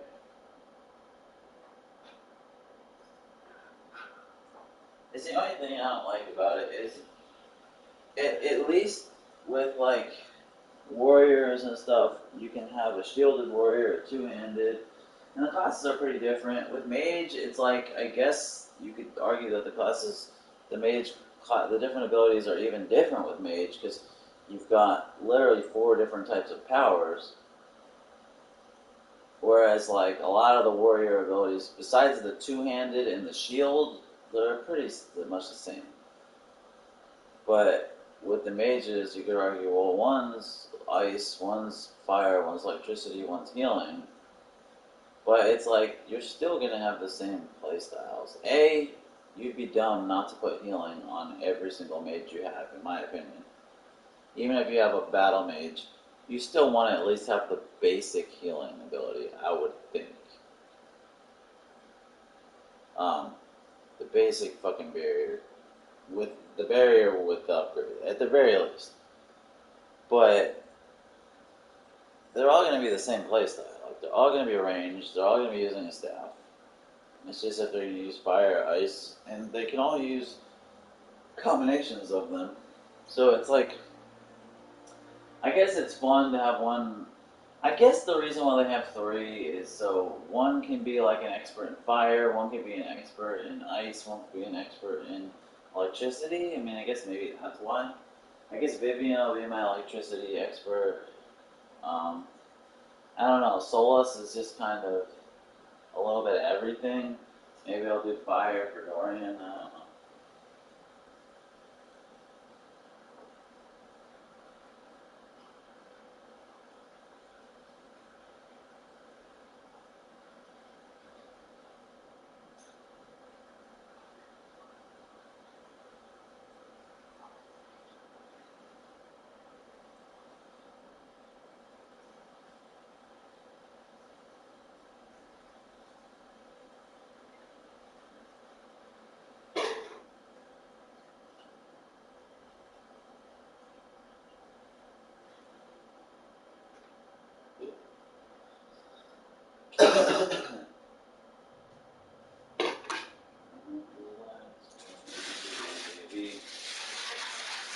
Turn up the lights, I want it extra bright. Turn up the lights for me, baby. Turn up the lights, I want it extra bright. Come on, I want it extra bright. Turn up the lights for me, baby. Turn up the lights, I want it extra bright. Extra bright, okay? I want it extra bright, sweetheart. Turn up the lights for me, baby. I want it extra, extra, extra, extra. I want it extra bright. Turn up the lights for me, baby. Turn up the lights. I want it extra bright. Come on. Turn up the lights for me, baby. Turn up the lights. I want it extra bright.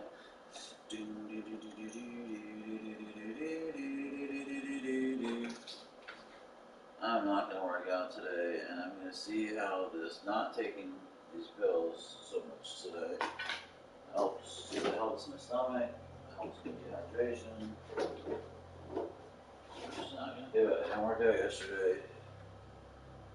Hopefully everything will be all good tomorrow, and we'll start working out tomorrow. But I was working out, and it's like, still losing weight because I'm fucking dehydrated and fucked up. Gotta figure out what's going on. Let's hope for that. I don't know, not taking these pills will help. I don't know, man.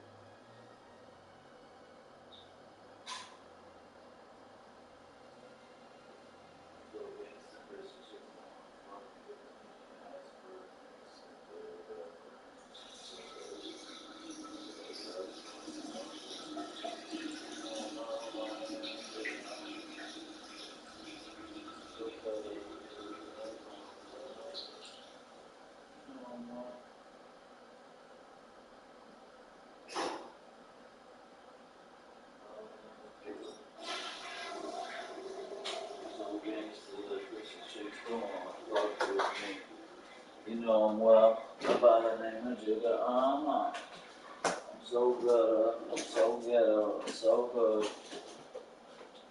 Y'all know we be keeping it wankster. How we do.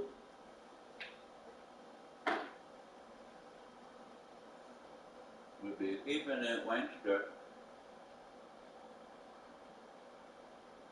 Hey yo, you go wankster to this, you go wankster to that.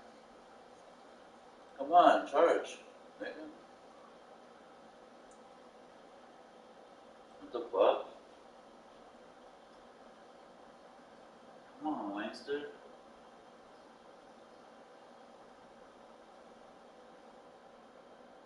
Oh. You a baby wankster?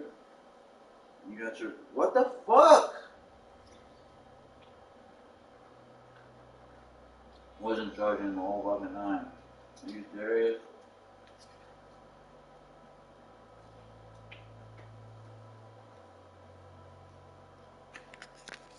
I feel like a fucking wankster right now. I'm like a baby wankster.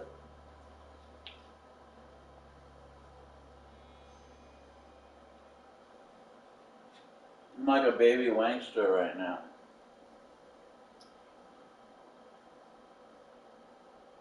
Dude, I got my block on fire.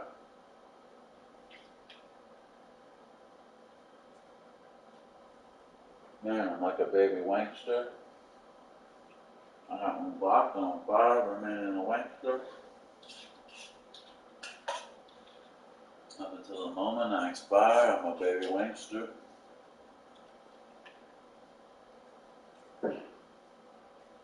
Making something out of nothing, a baby wankster.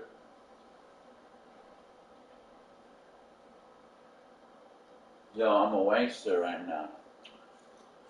And I can tell you why. Because you can wankster to this. You can wankster to that. Or you can wankster Brett. Where y'all wanksters at? Okay? Nobody calls me a wankster in front of my family. The last person to call me a wankster was the last person to call me a wankster.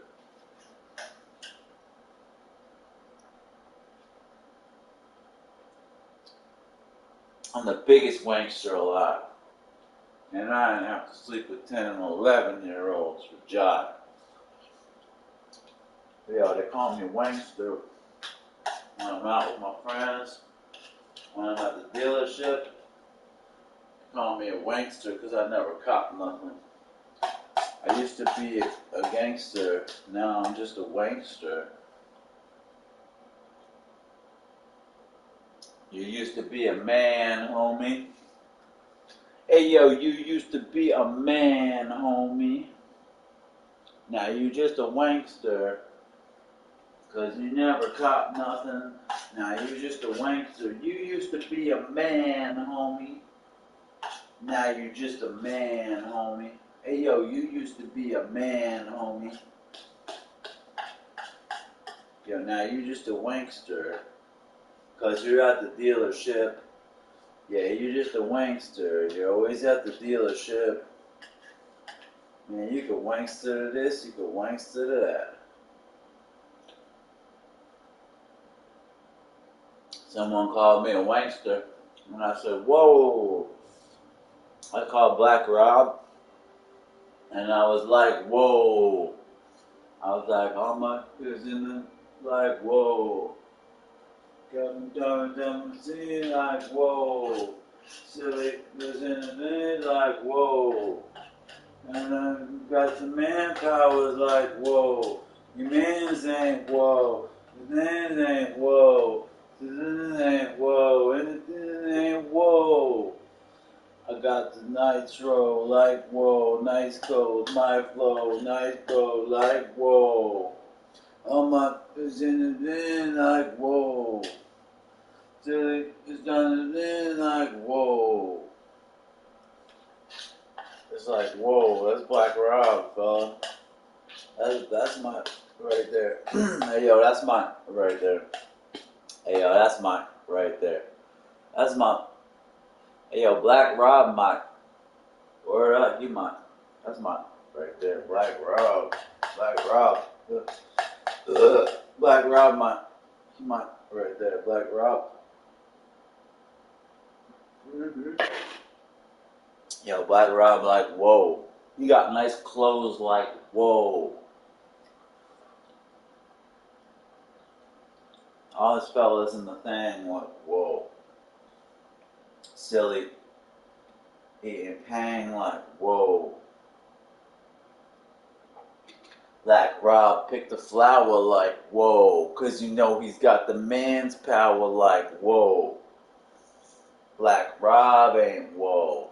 Them slobs ain't whoa. His moms ain't whoa. Cause Black Rob's ain't whoa. You know he got the man's power, like, whoa. Nice clothes, his flow, nitro, like, whoa. Yo, Black Rob, like, whoa, son. That motherfucker had legs. He came through. That he had a lot of hits, Black Rob. Black Rob was that Puff Daddy found a gold mine in Black Rob. He was here for the long haul. I tell you what, that song Whoa, like Whoa, that was only the tip of the iceberg. You could easily name all the other hits from Black Rob. I mean, that was a hell of a fucking name. Black Rob.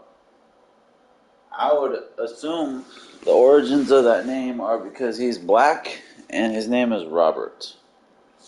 Now, I could be wrong. It might be something far more creative than that, but in my opinion, Black Rob, like, whoa. Yo, Black Rob is a slob. Everybody knows Black Rob is a slob. Total slob. But he makes up for it because he got the manpower, like, whoa. He nearly took a half an hour, like, whoa. His mans ain't whoa. Black Rob ain't whoa. His mom's a slob, like, whoa. His mom's a slob, like, whoa. Black Rob's mom is a slob, like, whoa. A real sloppy woman, like, whoa. You know she using cumin, like, whoa. Black Rob's mom is a slob, like, whoa. You know his mom is Nitro. She wears nice clothes, like, whoa. Black Rob, his mom is Nitro, like, whoa. Black Rob's, you know, Black Rob's mama's like, whoa. You know she goes to the Bahamas, like, whoa. You know he really loves his mama, like, whoa. Black Rob even loves Obama, like, whoa. You know he even loves Osama, like, whoa. Black Rob ain't whoa. His mom's a slob, like, whoa. You know she really, really fat, like, whoa. Black Rob got the manpower, like, whoa. He nearly spent a half an hour, like, whoa. He's got nice clothes, he's got nitro, and he's got nice flow. His clothes, like, whoa. He's Black Rob, he's whoa. Black Rob is... Anytime someone asks me about Black Rob, I'm just like, whoa. Because I'm like, yo, Black Rob, like, whoa. When they're like, if you had to describe Black Rob in one word, what's he like? And what I would say to people is like, whoa. That's exactly what I would say. What's Black Rob like? I'm like, Black Rob, like, whoa. He's like, whoa. And when they ask me why he's like, whoa, I say it's because he's got nice clothes. He's got nitro. His nice clothes and his nitro are like, whoa. I said sometimes he'll even take a half an hour like, whoa. And they'll be like, they'll say to me, they'll be like, well, why would Black Rob take a half an hour like, whoa? And I'll be like, you know why he would do that? Because he's got the manpower like, whoa. And they're like, oh, so that's why he would take a half an hour like, whoa. And I'm like, whoa. And then they would say to me, nitro. And I would say, nice clothes. And they would say, like, whoa. And that's how it would go. Because Black Rob, like, whoa.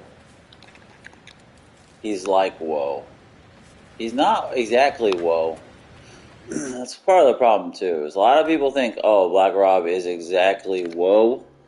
And I'm like, you don't get it. You might have the manpower like whoa. But he's not exactly whoa. He's like whoa. Black Rob is he's kind of sort of like whoa. He's like whoa. He's like whoa. There's a big difference. Like he's not whoa, but he's like whoa. And people will ask me why is he like whoa? Why isn't he just whoa? And I'll say because he's got the manpower like whoa.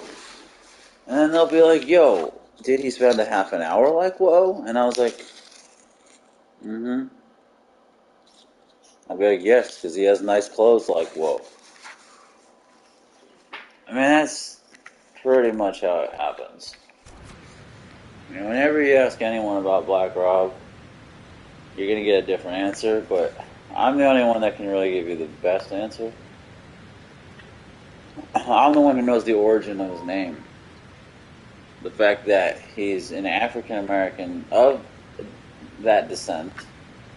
And his name, oh my god, his name is Robert. His name is Robert, or some would say for short, Bobbert. So hence why he calls himself Rob. So yeah, he's like whoa, he's Black Rob like whoa. Oh boy, we got a dragon like whoa. That dragon just nearly killed me like whoa. It made me think my name was Billy like whoa. Now I'm really feeling silly like whoa. I think she might almost die like whoa. I feel like a silly guy like whoa. I think the dragon almost slayed me like whoa. And it really did delay me like whoa. Uh-oh, like whoa. I think my character might die like whoa. That dragon shot me in the eye like whoa. He tried to get me fried like whoa. He tried to spit me with some fire like whoa. That was not my desire like whoa. My character might expire like whoa. Like whoa. The dragon's coming back, oh no. I think my characters might go.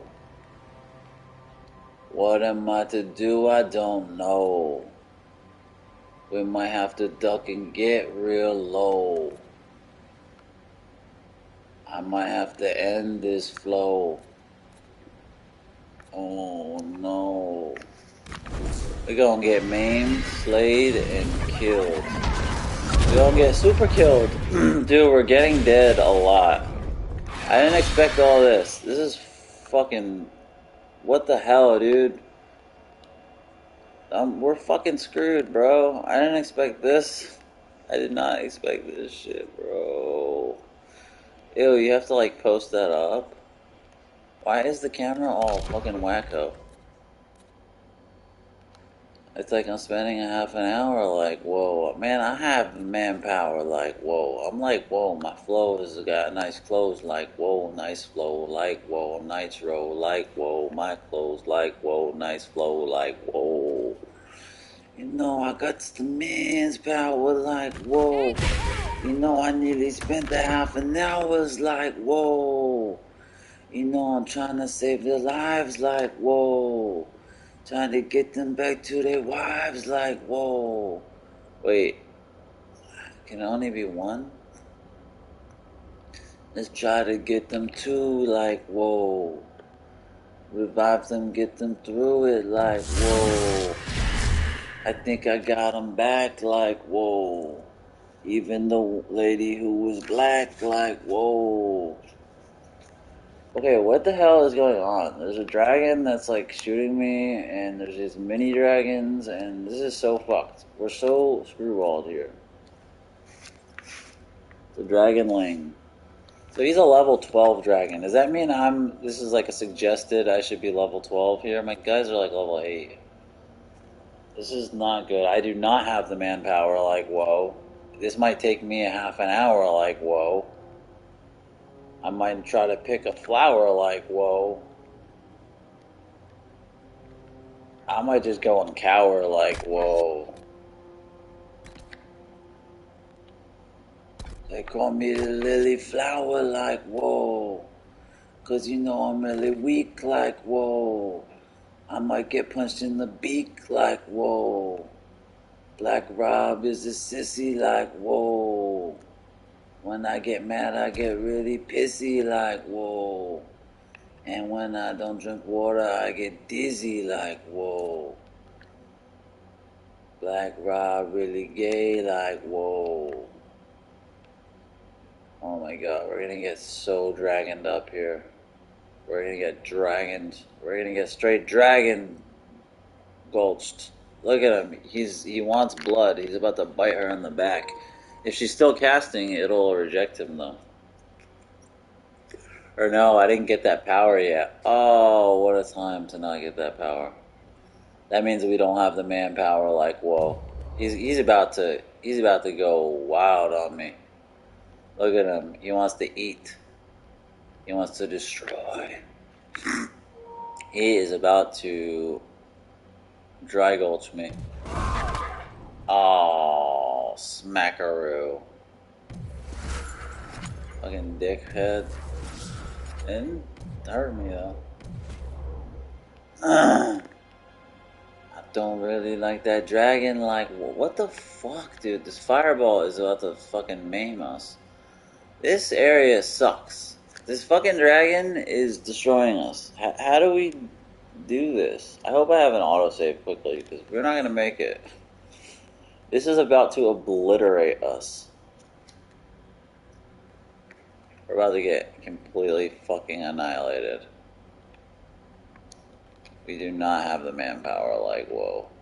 This is gonna take a half an hour, like, whoa. We're about to get fucking annihilated, bro.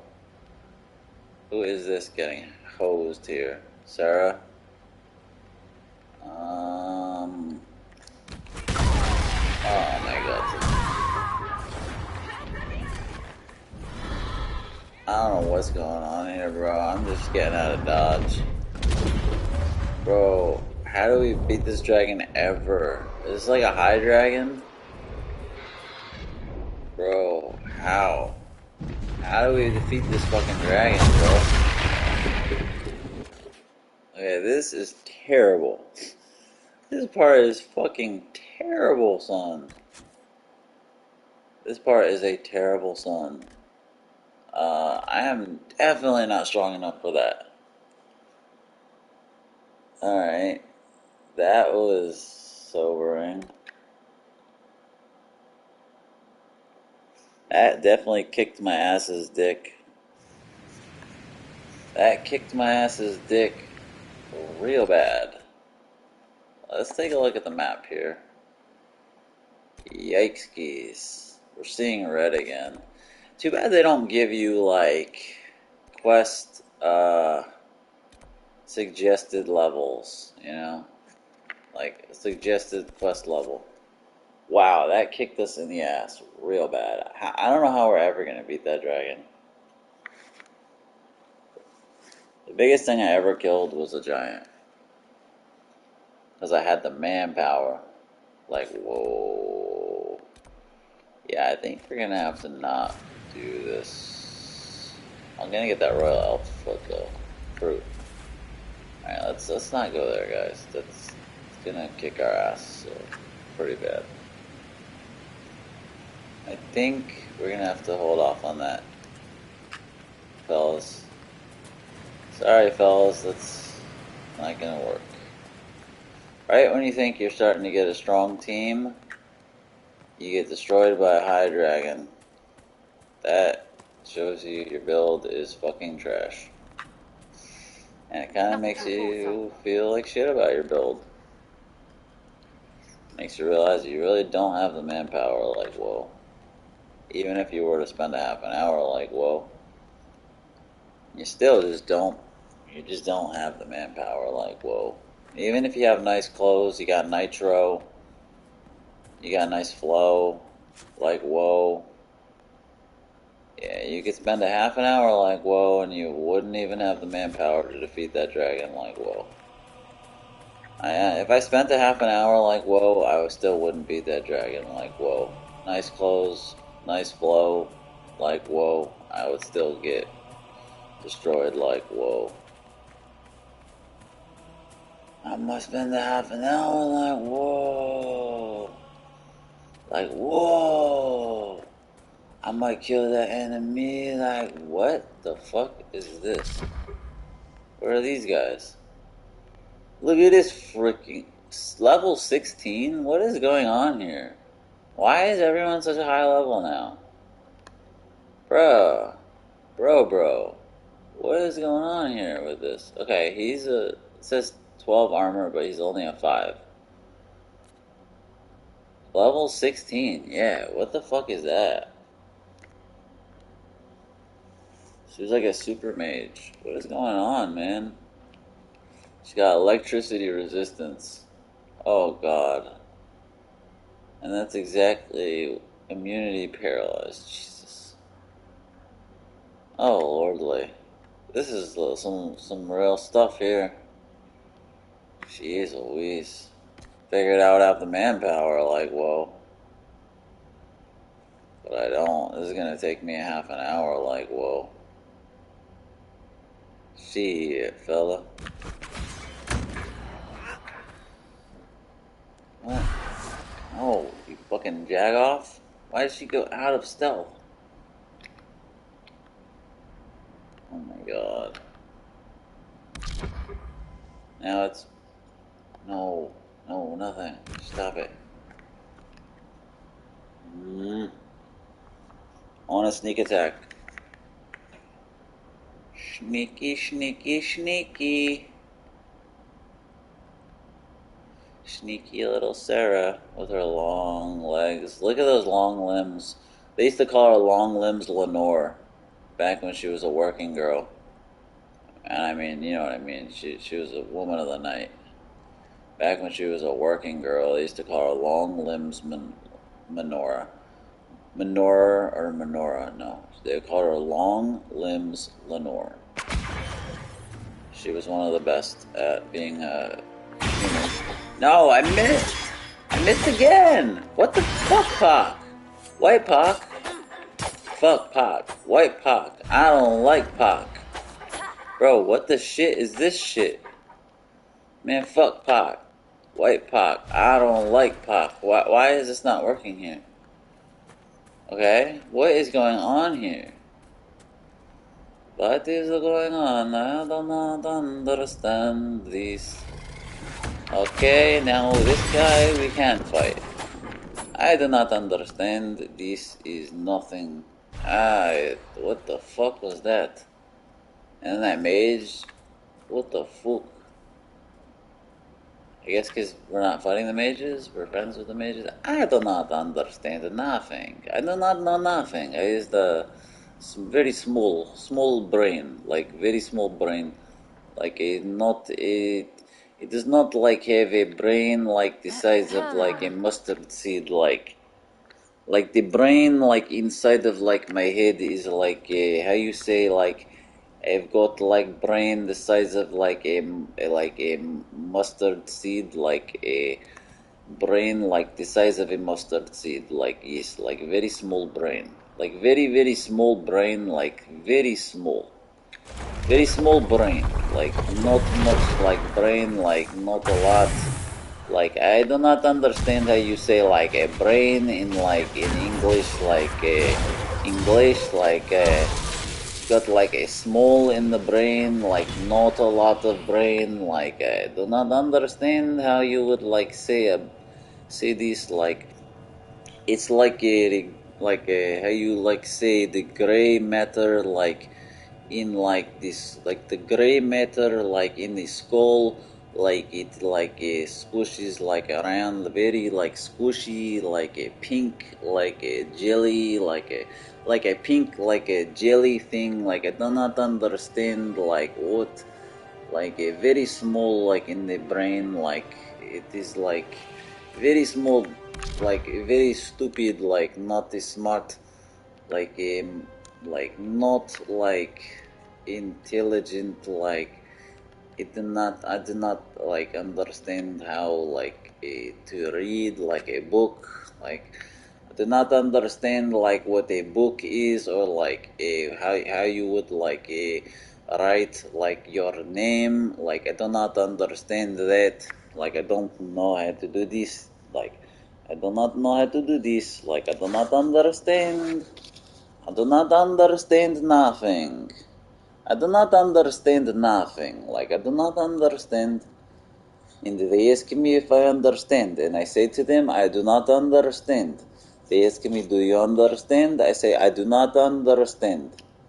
And then they ask me, do you understand? And I say, I do not understand. And they say, do you understand? And I say, I do not understand. And then like second to last time, they is like, okay, well, do you understand? And I is like, I do not understand. And they're like, well, this is the last time we will ask. They are like, do you understand? And I was like, I do not understand. So it is like a big, how you say, like a misunderstanding. Like we are both like a misunderstanding, like each other. And like I do not understand what they say. So it's like I don't like how you say I do not like know like how you make a sex with like a woman in like like the schwanz, like what you do like with the schwanz, and like the sex, like you make it like how you say intercourse, like the course interweb, like make it it like go like it like make a sexy time, like a lot of sexy time. We make a sexy time. I like the I like a sexy time. It's like a nice. I like it's good, but like we will make a sexy time, and it's not like I don't like I do not understand how to like make a sexy time like all the time. Like I cannot do that all the time. Like sometimes I will try to make like a sexy time. It does not like happen all the time, and I do not understand why. Like it is like you have to ask like a professional, like why do I not make like a sexy time like all the time? And it's like they will say it is like how you say like not not like supposed to not supposed to like it is not like erect like all the time, so it is not supposed like you will not like erect all the time. And I was like, why can I not make a sexy time all the time? And he's like, you will not be erect like every single time. And I was like, why? Like I do not understand why that it does not happen. Like it is not really like how you say like make a like erect. I make erect and like make it sexy. Like I make it like a really sexy, and it's not like I make it like a really sexy like time. It's not all the time, but I make a sexy time. Not all the time, but I make a sexy time. Pretty much. Pretty much that. Pretty much always that. I mean, that's life right there. That's pretty self-explanatory. If you don't understand that, you just don't really know much, I'll tell you that. Seems pretty obvious to me. I mean, if you're confused, I don't know what to tell you. It's pretty self-explanatory. I don't know, man. Take the beans out of your ears, maybe. Seems pretty obvious to me. Like, not really all that hard to understand. Just, what I'm saying, like, pretty obvious. Pretty. It's definitely something. Definitely a thing. Definitely something there. Definitely something. Life's definitely happening. I would agree that life is definitely happening sometimes. Sometimes there's life happening and it's there. Sometimes it's there. Sometimes it's definitely happening. We can all agree on that. I like that when it's sexy. I like it when it's sexy. Yes, I like it. I do not understand when it is not sexy. Like, I don't like when it is not sexy. Like, I make it erect anyway, and I like. It's nice, but I don't. It's like you say, like make erect, like make a sexy time. I like that. I will not always make it erect, but like when I do, it's a sexy time. Like not for you, but like maybe like another time I make it more sexy. Not this time. I don't understand nothing. I don't understand nothing. I do not understand. I do not understand. I do not understand. I do not understand. I do not understand. I do not understand.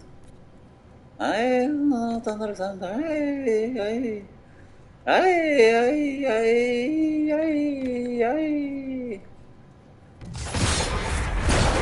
Very much that. You're welcome. You're welcome. Wait, what?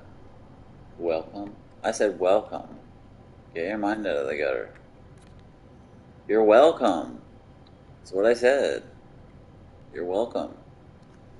You're welcome. Welcome. You're welcome. Why would I say welcome? Why would I think about a whale coming? Nobody wants that. Not even other whales. Not even female whales. Even female whales are not interested in that. They know how horrendous and disgusting it is. If you've ever seen a SeaWorld documentary, it's fucking horrific. I am not even kidding. It is so disgusting. They have to jizz off the whales. It's sick. It's so gross. It's like a fucking... It's like a 8-foot piece of bubble gum that comes out. Not the jizz either. The thing manufacturing the jizz. It's like this fucking half-chewed piece of fucking bubble gum. Just this fucking, like, it's like a creature. It's a creature feature. It's like, I don't even know how they pack all that in. It's like the length of their tail. It's like it must be hiding in their whole, like, lower body tail portion. Just this sick fucking... It's like an alien. It's like a fucking alien creature. It's so gross. That would be such a hard job to do. Yeah, Sally, it's your turn today to jizz the whale off. Yeah, Orca. You gotta go get old Orca. You gotta go jizz old Orca off today. Collect the sample. Here's 5 mayonnaise jars. Have fun. Here's some whale porn. He likes that. He likes when you punch the tip and tickle his ears. That'd be a shitty job. I'd do it if it paid well. Purely for the money, though. At that point, I'm basically just being a prostitute. People who do that for a living are whale prostitutes, pretty much. They're basically just whale prostitutes. They are prostituting themselves out to whales. I think it was in Blackfish, maybe? Or it was like something similar to Blackfish. It was like the knockoff of Blackfish. Show 'em the Blackfish. Give 'em the Blackfoot.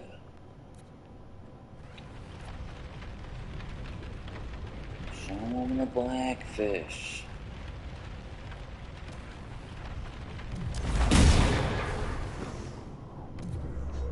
She likes my Blackfish. I showed her my Blackfish. She liked it. She likes my Blackfish. Ooh, she's working that, shaking that fat. I don't know how to act, homie. Homie, I don't even know how to act. Man, homie, I don't know how to act. I don't even know how to act, homie. She's shaking that, working that, shaking that fat. I don't know how to act, homie. Homie, I don't even know how to act. Forget about knowing how to act. I don't even know how to act. How to act. I ain't even know how to act. We can't even get to acting. Can't even act. I can't even act right. I'm trying to act right. I'm trying to Aykroyd. I'm trying to Dan Aykroyd here. I'm trying to get my Dan Aykroyd on any way I can. 17 on up, that's all I ride. That's all I ride, 17 on up, son. Trying to get my Dan Aykroyd on. Trying to get my Ghostbusters. Trying to get my my Venkman. My Ray. What was his name? His name was the one that wasn't interesting. It was Ray, it wasn't Peter. Peter Venkman was Bill Murray. Egon Spangler was, what's his name that died? Egon Spangler was probably my favorite of the bunch. Maybe because I resemble Egon Spangler. I feel like I look like Egon Spangler. A more handsome version of Egon Spangler, I would like to think. Okay, Ray Stantz. He had the boring name, and then the black guy. I don't even remember what the black guy's name was. All I remember is the black guy saying, "I seen shit that'll turn you white. I seen shit that'll turn you white." Ray, he's looking at me, Ray. He slimed me. That's great.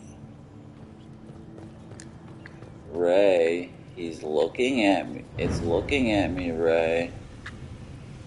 I'll never forget Ray's stance with the fucking cigarette hanging, the lit cigarette hanging on his fucking lip.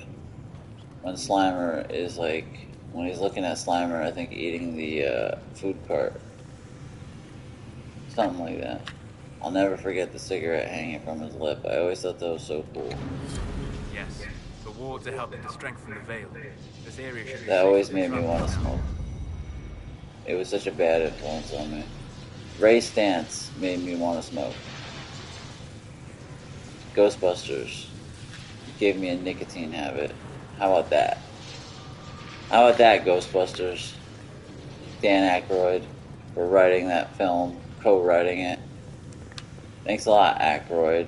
You really fucked my life up. Fucking Aykroyd. And then Blues Brothers, oh god, with Belushi, the influence that had on me. Why do you think I turned to drugs, Belushi? Basically, Dan Aykroyd destroyed my life. Ghostbusters made me smoke. Blues Brothers made me do booze and drugs. They should have called them the Booze Brothers, because all they did was booze around. They boozed around town. They were the Booze Brothers, not the Blues Brothers. Everyone knows that. They were the damn Booze Brothers. This is actually a really cool looking area. Dan Aykroyd ruined me. He ruined my chance of monogamy. Dan Aykroyd was never monogamous once in his life. You know, a lot of people said that he wasn't a player, and when they would ask him, Dan Aykroyd, are you a player? He would say, look, I'm not a player, I just crush a lot. And they would be like, wait, you crush? What does that mean? And he'd be like, come on, you know what I'm talking about. And they'd be like, listen, Dan Aykroyd, we really don't know what that fucking means. That's not a slang that's common. I don't know if this is like some Spanish hood slang, but no one's ever heard that in pop culture, that you crush a lot. Is it because you're really fat and you crush the women that you have sex with? And Dan Aykroyd would say, look, I got it from Big Punisher. And they would say, okay, well, is it because Big Punisher is so fat that he crushes the women he has sex with? So he uses the vernacular or slang that he crushes a lot. So he literally crushes them when he has sex with them. Because he's not a player, he just crushes. He crushes a lot. Well, he has a lot of crushes on girls. I'm screenshotting because this looks pretty. So he's not a player, he just crushes a lot. I mean, it's ironic because he's so immensely obese. He died. That you can imagine that he crushes the woman he has sex with. So they would ask Dan Aykroyd, like, look, it's not an accepted slang or vernacular. It's lame. Don't use that instead of saying fuck. It sounds dumb. And he would say, nope, this is going to be a hit song anyway. I'm not a player, I just crush a lot. And that's what Dan Aykroyd said, and it was a hit song anyway. And that's the story of Dan Aykroyd, pretty much. So. Anytime you think about Dan Aykroyd, remember that story. He's not a player, he just crushes a lot. He crushes a lot, too. He always crushes. Sarah, if you eschew all things elven, why not a crossbow? He crushes They so require less much. training. Ugh, too winchy. Ah, yes. Winchiness. I'm not a player, I just crush a lot. I just crush a lot. I crush. When people are like, yo, did you bone that broad? I'm like, I crushed her. And they're like, well, you're like 400 pounds, so that doesn't make you sound very cool. It makes it sound like you literally crushed her bones when you were on top of her. Hey, yo, I crushed that broad. Yo, I crushed that broad. Yeah, Big Punisher, we know you crushed her. You're like 437 pounds. You're a fat fucking bastard. You probably absolutely crushed her fucking bones when you were on top of her in missionary position. We absolutely believe you that you crushed her. So maybe don't use that slang when you're bragging about the women that you have sex with, because it really sounds like you like literally extinguished their life by crushing their bones during sexual intercourse. So it's not the best choice of slang to be bragging about when you are talking about sexual stuff with women. If you are a 500-pound behemoth, you should not say that you crush women, because you probably actually crush women. I'm not a player, I just crush a lot. I'm not a player, I just crush their bones when I'm in missionary position with them because I'm 578 pounds of diabetes. I'm not a player, I just crush their bones when I'm having sex with them a lot. Boricua Morena. Boricua Morena. Boricua Morena. I'm not a player, I just crush their bones when I have sex with them in missionary position a lot. Hey, yo, I crushed this broad, bro. Big Punisher, we know. You're 736 pounds. If you ever performed missionary position, you would absolutely crush them. And your weenus would more than likely not even protrude out of your fat rolls, my friend. And there's nothing to signify that you have a monster weenus anyway. So it's like the immense belly and pubic bone fat that your body is encased in is probably suffocating your weenus.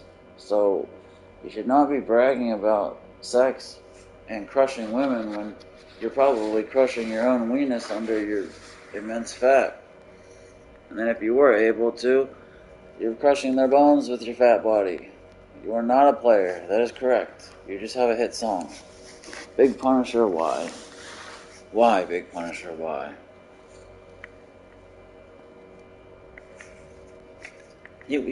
That's why they called him Big Punisher. That's why his name was Big Punisher. I finally understand. He did punish women. He punished them by crushing them during sex. It all makes sense. Everything is illuminated now. That's what it was about. He's not a player. He just crushes a lot. So he wasn't a player because he wasn't able to really have sex with them because he would crush them before he could complete the sex. So he wasn't a player because he would crush them. And he crushed a lot. So he crushed them during sex.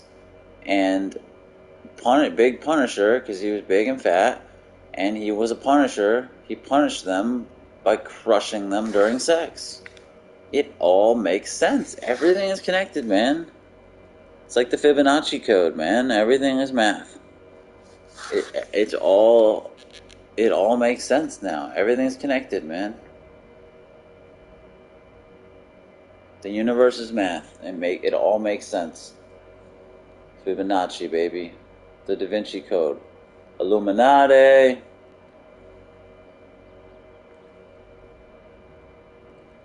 I know who shot Lee Harvey Oswald and JFK.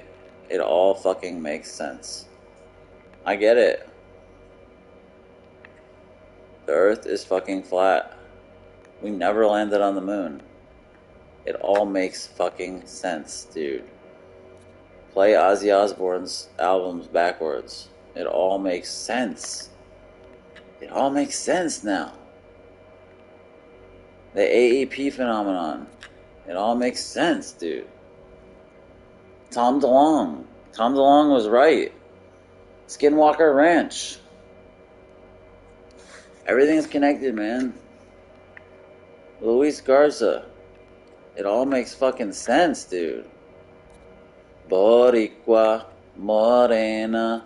Boricua Morena. I'm not a player. I just crush girls a lot with my fat body. I'm not a player. I just crush their bones a lot. I'm not a player. I just crush their bones a lot with my Boricua and my Morena. My Boricua and my Morena. I crush their bones a lot. Oh, see papi. Oh, Stugatz, be good to me, Stugatz. Oh, Stugatz. Oh, be good to me, Stugatz. Be good to me. Oh, Stugatz, be good to me, Stugatz. Be good to me, Stugatz. Be good to me. Oh, see, be good to me, Stugatz. Be good to me. Boricua, Morena, Boricua. Where the fuck is Sarah? Where is Sarah Quill, baby? Where's this little broad at? Where's this little sneaky ass sneaker? Where's this sneaky little broad at? Sneaky little Sarah Quill. Where the fuck is she? I don't even see her ass. I don't see her body either, or her face, not just her ass. I don't see any of her. I don't see the whole business. There she is. She's coming in like a bat out of hell. She came in like a hurricane. Something like that, right? Yo, she a boss. She a boss killer. They call her Killer Elite. Killer 7. Yo, her nickname is Killer Elite. She's the truth maker. She's a mercenary for hire. She's straight murder. Kill. She's part of the Death Squad. Death Squad 2023. Easy, right? Yo, Too easy. Piss. They call her Merc, cause she be murking fools. No mercy. They call her No Mas. No Masachenko. They call her Big Stunner, Big Punner. They call her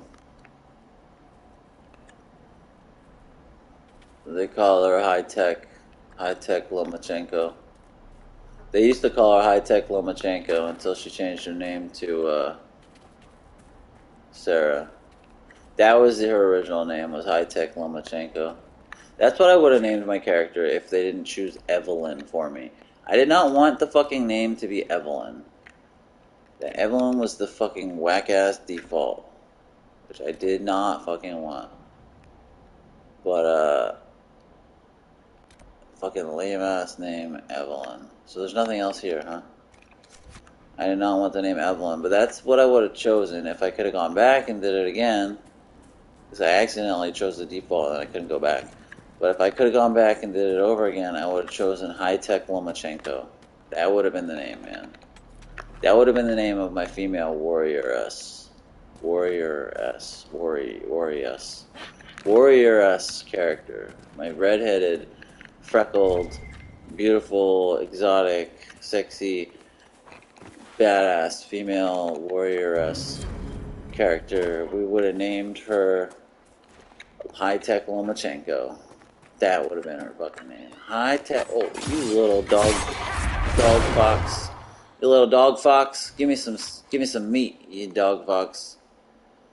Nothing from you, you little raccoon fox. Little damn coon fox. No meat. Oh, give me some meat. Give me some meat. Give me that meat. No meat. Alright. Yeah, that's what I would name my character. High Tech Lomachenko.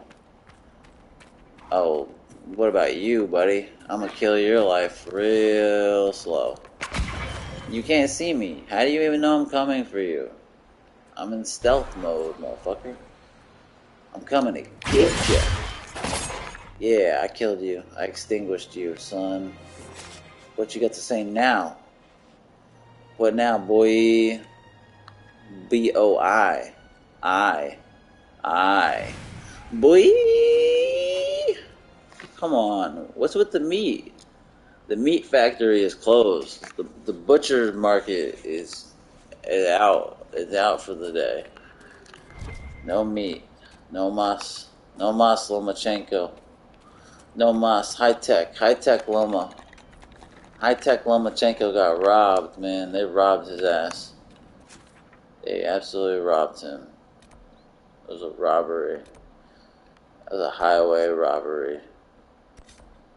That was some Boricua Morena shit, bro.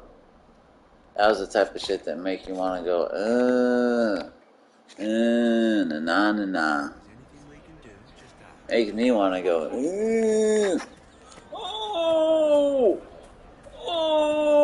na.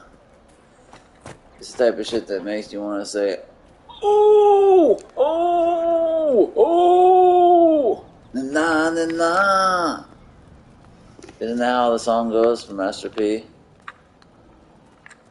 I could have sworn that's how it goes. He goes, make him say, na. So in the alternate version of the song, instead of him just saying, make him say, he goes, make him say,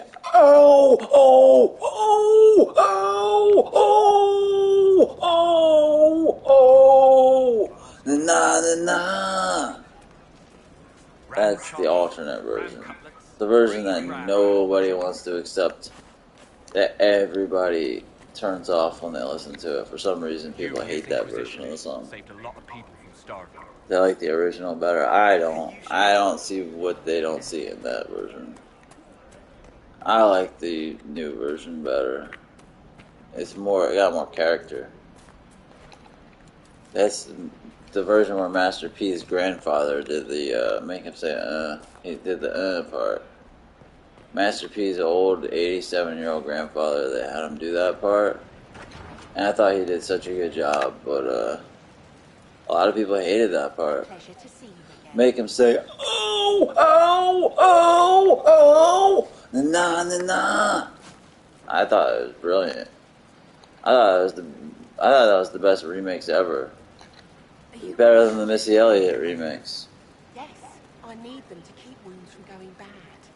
It's too dangerous. You know, Missy Elliott, her real name is Misty. I've a list there of So when she first came out, they used to call her Misty Elliott. Misty Elliott. Goodbye. But people didn't like that as much, and they misheard what she was saying. She said, no, my name is Misty Elliott. Misty. And they say, oh, okay, Missy Elliott. And people would be like, nah, what is that? Missy is not a name. That's like a slang. It's like, hey there, Missy. Like, it's not an actual name. And she'd be like, yeah, I know. My name is Misty Elliott. Misty. Like, it's real misty outside. And, like, she's like, well, that's hardly a name, too. That's like a word. But that's my name, Misty. Misty Elliott. And they'd be like, oh, so your name is Miss D. Elliott? So your first name is Miss, and then your middle initial is D? And she was like, nah, my name's not Miss D. Elliott. It's Misty Elliott. And they're like, oh, okay, Missy Elliott. And then she's just like, fuck it. Fuck it. Okay. Have it your way. Misty Elliott, sure. And that's how it went down, man. I was there. It was back in 93, man. It was like really weird. If you're a mage, Missy Elliott was writing a song with Busta Rhymes. They were actually doing the remix for the Humpty dance. The Humpty dance is your chance to do the hump. Come on and do the Humpty hump. Come on and do sexy ladies. That song, you know. She was writing a remix with Busta Rhymes for that song with Tupac, who was in Digital Underground at the time. And they were about to perform in that Dan Aykroyd movie with Chevy Chase and the fat, weird baby twins and the old man that eats the hot dog that's on like the train, the little toy train in the weird house with Demi Moore and the BMW, and John Candy is a cop, and You haven't joined the rebels or the refugees. they get trapped in the weird house and there's stuffed animals in the basement dungeon, and there's John Candy as a dressed in drag as a mute, wanting sex with Chevy Chase, being sexual with him. And that movie. Could use the skills of a powerful mage. It was that movie. If I wished to kill others, I would have joined the rebels. How is the Inquisition? That had Humpty. Humpty was in that. Humpty was in that. He did the Humpty dance. The Humpty dance is your chance to do the hump. Come on and do the Humpty hump. Come on and do the Humpty hump. Safely without having to fight. We need wards reinforced and glyph studied. Shorties in the limo eating chicken. Many lives. Oops, don't get the grease on your pantyhose.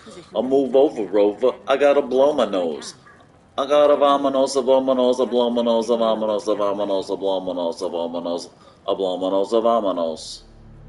'Cause I'm about to listen. Hey, fat girl. Yeah, I called you fat. Look at me, I'm skinny. It never stopped me from getting busy. I like the girls with the boom. A boom, boom, boom. Once got busy in a Burger King bathroom. They say I'm crazy. Allow me to amaze me. Oh, how I love to haze thee. I like the girls with the boom, boom, boom, boom, boom, boom. I once got busy in a Burger King bathroom. Not the title, the snotty bit. You know, shorties in the limo eating chicken. You're still doing it. The Humpty dance is your chance to do the hump. In case people did not know, if you ever have one chance to do the hump, you may only ever have one chance in your life to do the hump. The Humpty Dance is your chance to do the hump. Just saying, I'm not saying, but I'm just saying. I will leave shortly. So I would suggest you come on and do the Humpty Hump. I mean, why not, right? Shit, you got one chance to do the hump. You better do the Humpty Dance. I'll tell you that much. I mean, shit, it is cracked up to what it's cracked to be. I'll tell you that much. I mean, bruh, the Humpty Dance, yo, that shit, it's just freaky, bro. The Humpty Dance is kind of freaky, bro.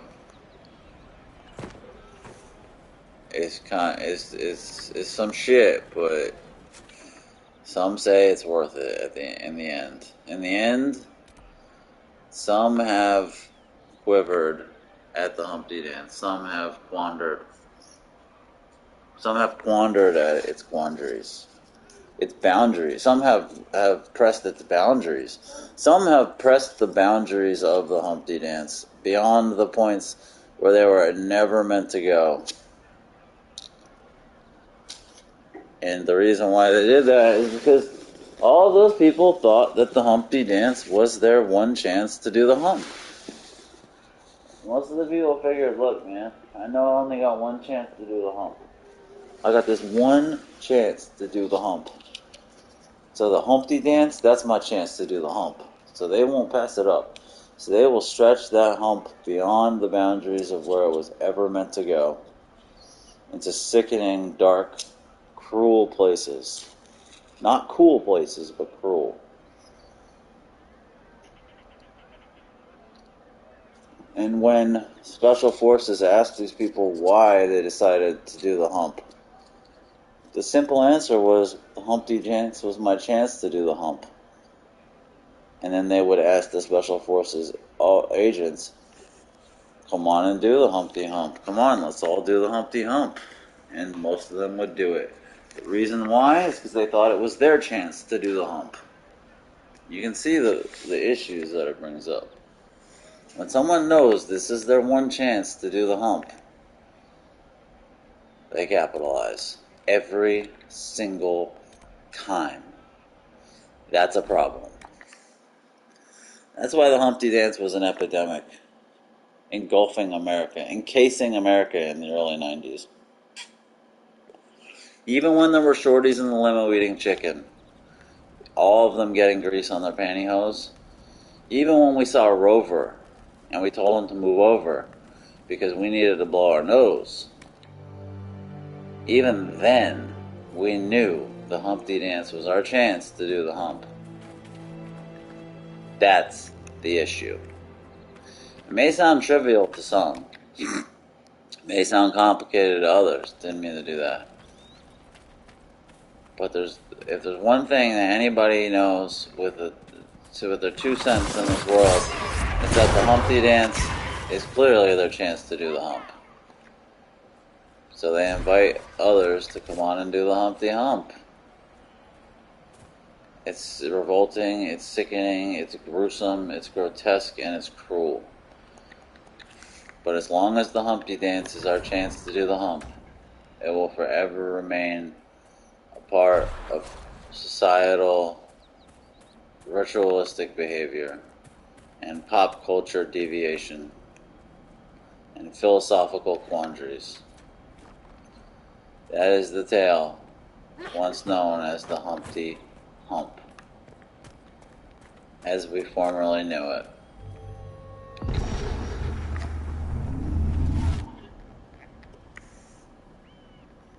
It's a day in the life of Humpty. They used to call him Humpty for short.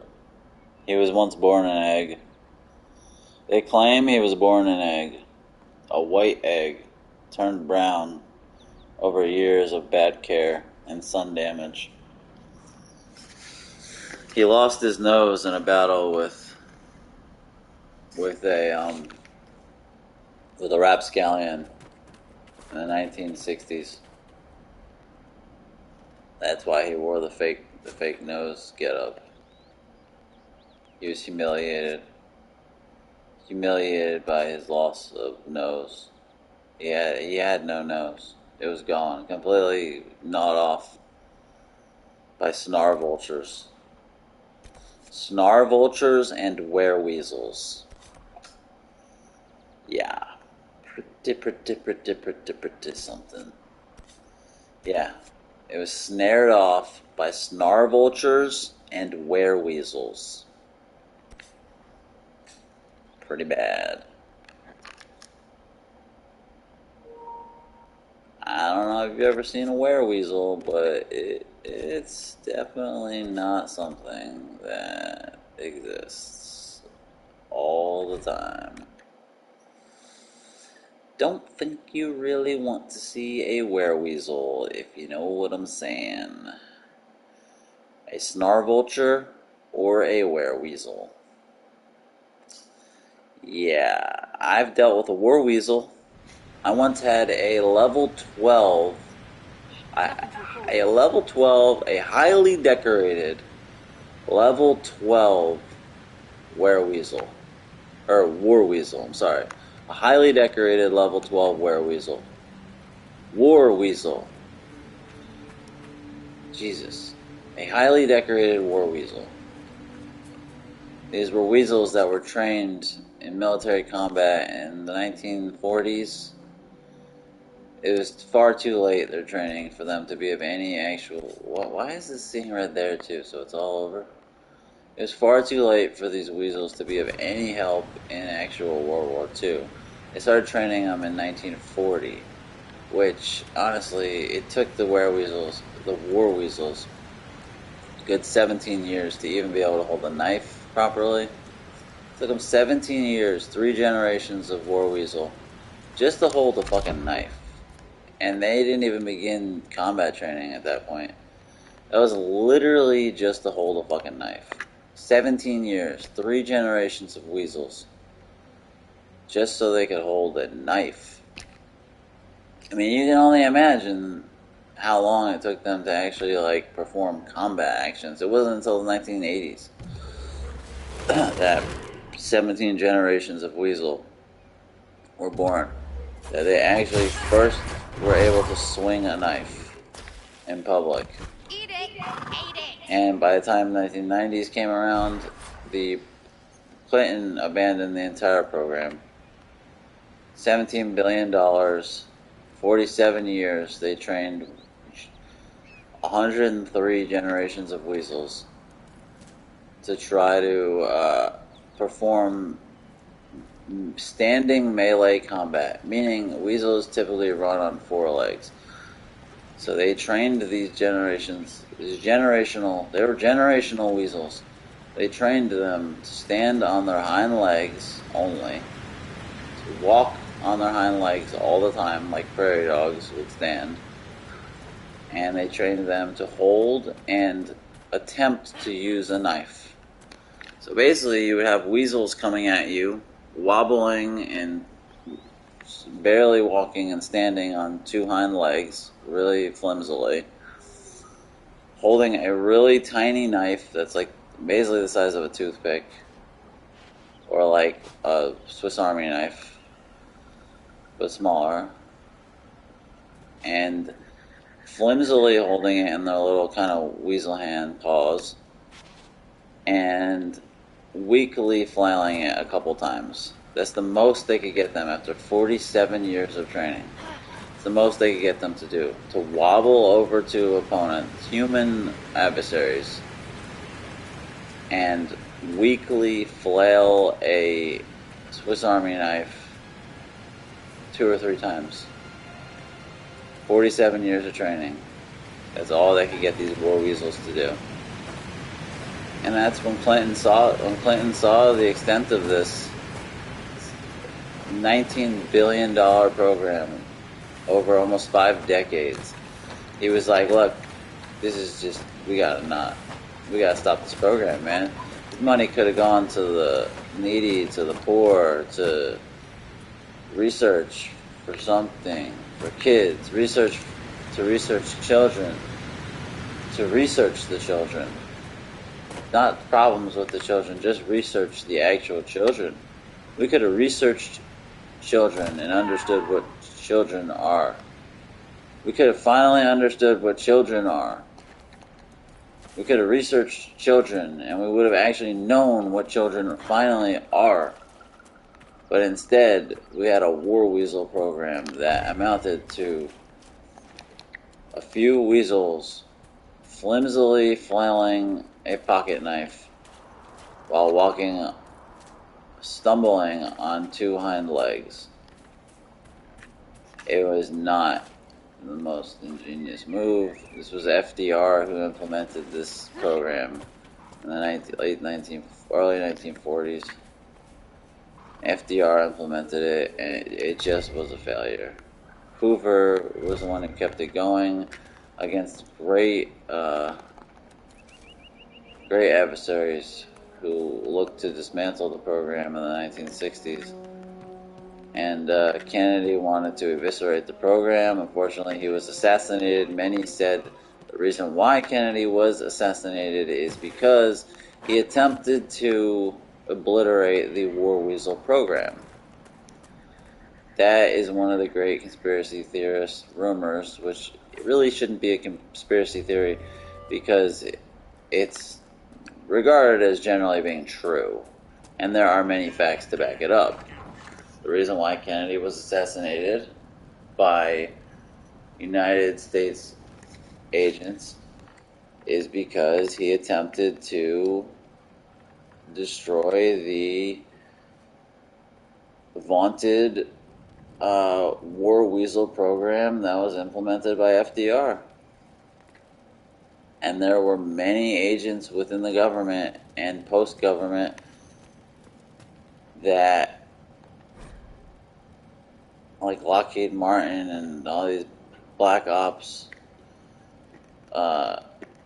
companies, Illuminati and everything, that had great interest in seeing the war weasel program succeed. A lot of money poured in.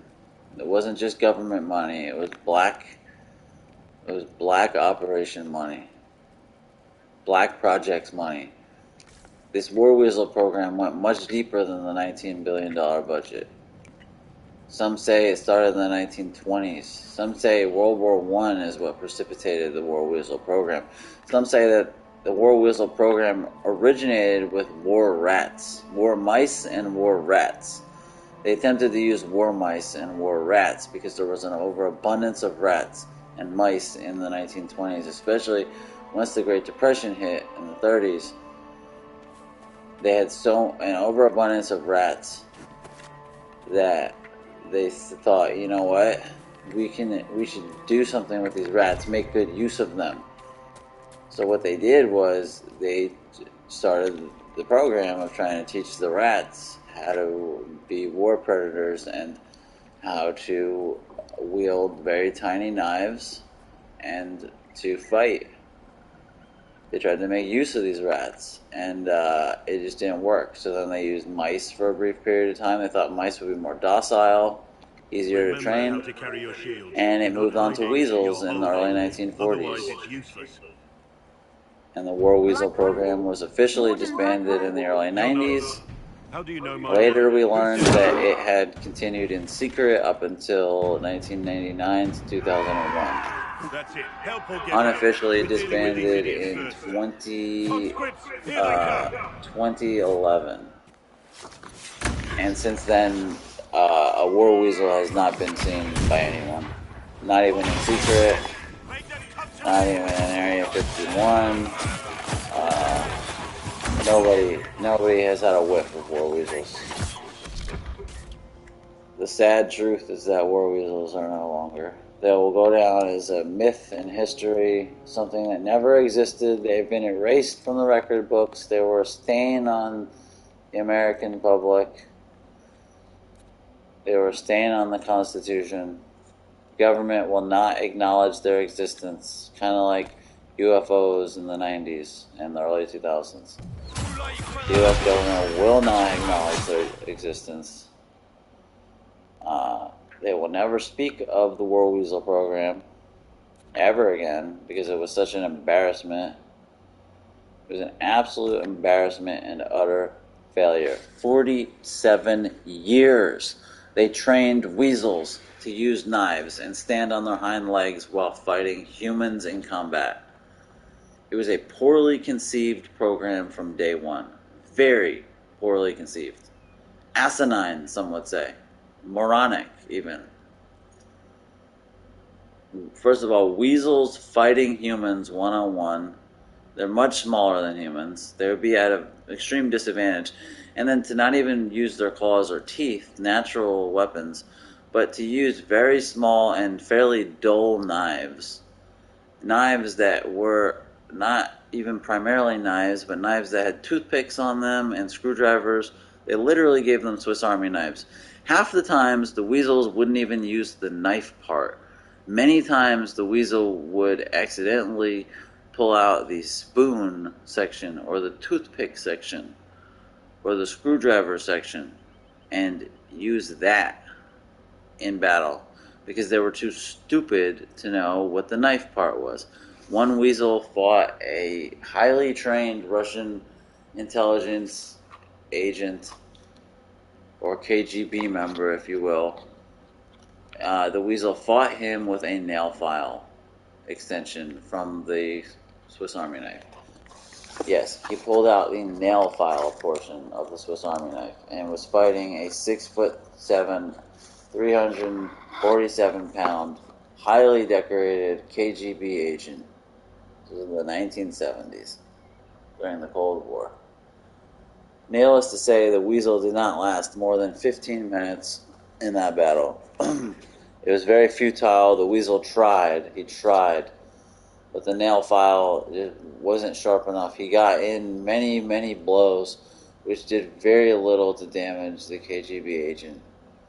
The weasel got in many blows, and the weasel was baffled at his own actions as to why it was not debilitating, injuring, or crippling the KGB agent, as he was landing clean blow after clean blow, not realizing it was not an actual knife he was using, but he was using the nail file portion of the knife. If it had been the knife section, he would have absolutely eviscerated the KGB agent and had a spectacular victory. But because the weasels are stupid comparatively to humans, he used the nail file section, and it was a complete disaster. And in absolute disarray, with a bloody weasel and a broken Swiss Army knife. It was a 15-minute battle, mostly one-sided, where the weasel was defeated in hand-to-hand combat. That was the great shame. They called that day the great shame among the weasel supporters. That was the day when war weasels lost the support of the public, and the program was more something that was supported in private.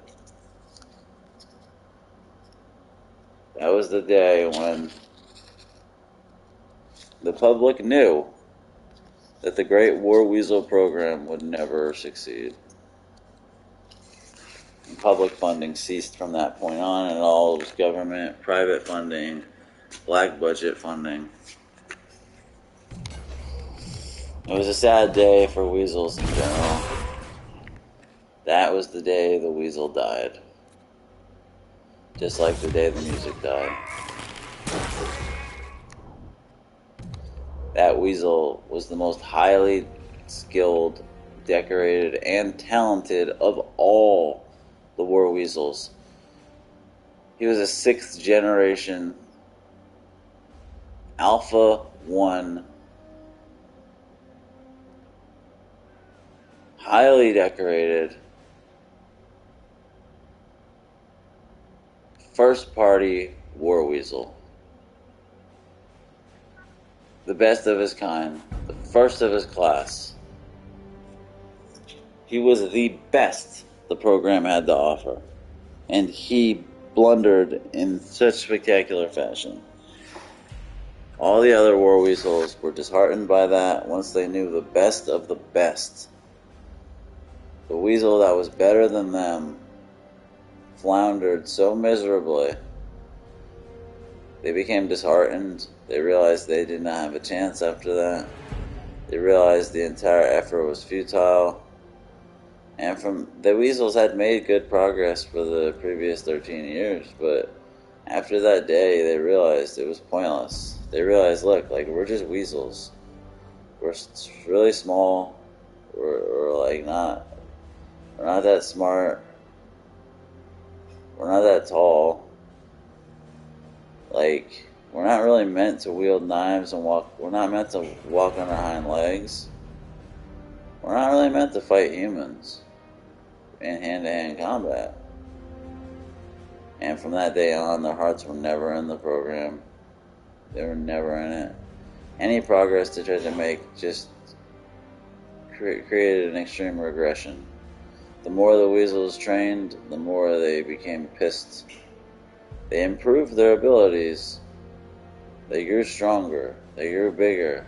They grew more muscular. But they were pissed. They grew real pissed of the repetition. The repetition and the training made them grow real sour. They were sour and salty weasels by the time the program was done. And once the program disbanded, they sent the weasels back into the wild. And that was the biggest mistake they could have made. They sent weasels that had been trained for 47 years in hand-to-hand knife combat, bred to be mean, bred to ask no questions and take actions later, or take actions sooner but ask no questions later. So when they sent these weasels into the wild after the program, these weasels did not assimilate back into the weasel population very well. They began to dominate the weasel population, to pillage and rape the weasel population. They began to steal and loot their own weasel people. They began to enslave their own weasels. And basically they would just butcher any weasel, rat, rodent, or type of marsupial that they could find. They hated marsupials. If they could find a marsupial, they would murder it instantly. They were known for murdering marsupials, but they couldn't find many of them. One time they murdered a possum, just because. So it was pretty bad. It was like something that you didn't want to see. It was something that never should have been. It never should have been public. The footage of these weasels going back into nature, they showed it live. And people had to endure weasel rape, weasel genocide, and weasel slave trade. Live on the air. They put cameras in the woods, and they put it on C-SPAN for 6-7 years, so we could see these weasels going back into the wild. These were war weasels, after all. They were bred for war, literally. And they would go into the woods wielding knives, walking on hind legs, and obliterating any weasel that came in their path. It was revolting. It was a sad day for weasels, for rodents and marsupials even. The marsupials were the most upset, because they felt like they had nothing to do with it. And they got the bad end, they got the blunt end of the stick, I'll tell you that much. When weasels found those guys, they didn't know what to do with them, so they popped their heads like cherries on a cold Cancun afternoon. It was gruesome, to say the least. It was like cooking up a batch of creepy crawlers without using any tar glue. Have you ever done that without tar glue? You ever cooked a creepy crawler without tar glue? Oh man. You know what happens in that case. I don't have to tell you that. You ever try to eat a creepy crawler fresh out of the oven? I don't have to tell you what happens there. It's pretty uninspiring what happened. It was very uninspiring what happened when the war weasels were sent back into the nature. It was very uninspiring. It was a lot more boring than people anticipated. Some of the war weasels played cards. A lot of them played spades. For whatever reason, the war weasels loved spades. They would really play spades a lot. They loved it. It was like their favorite game.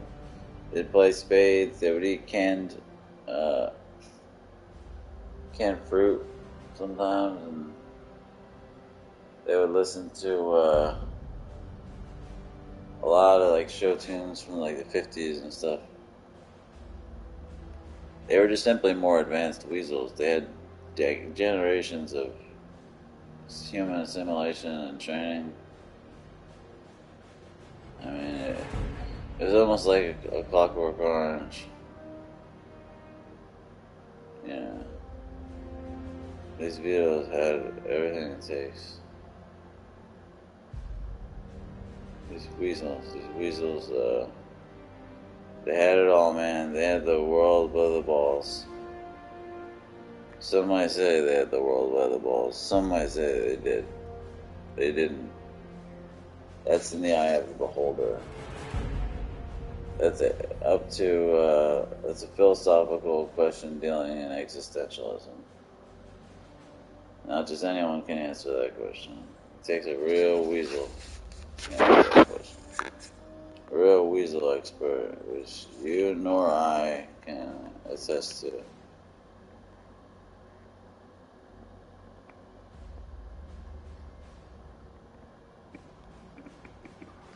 (1973) Communist Party in Russia adopted a similar KGB-run war weasel program, but instead of using weasels, they imported a certain type of creature from, you guessed it, Australia. Yeah, they imported kangaroos. They had a war kangaroo program. A program where they taught kangaroos how to fight. And see, this worked slightly better than the war weasels because kangaroos were more formidable. They could punch. They had a punch, and they could kick pretty well.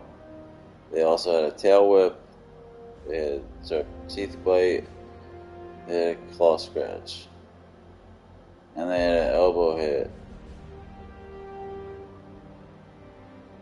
They have many different strikes, but their front kick was pretty good. Also, when they would press square, after they would press triangle, they press the triangle button to attack, and that's when it all went south. The kangaroos would stand on their tails. They felt like they had to be more impressive than just regular kangaroos. So they would stand on their tails, completely balancing just on their tails, no feet. And they would try and punch while balancing on their tails. And of course they would take out their switchblades, because they had switchblades, not Swiss Army knives, because they learned, the KGB agents learned, that giving an animal a Swiss Army knife, they're not going to necessarily know which blade to use. Whereas the Americans thought you know, giving the animal threats Swiss Army knife was smart, because in case something else happened, a piece of equipment broke down, they could always fix it with the Swiss Army knife. But the problem is they would use the wrong blades, like I said.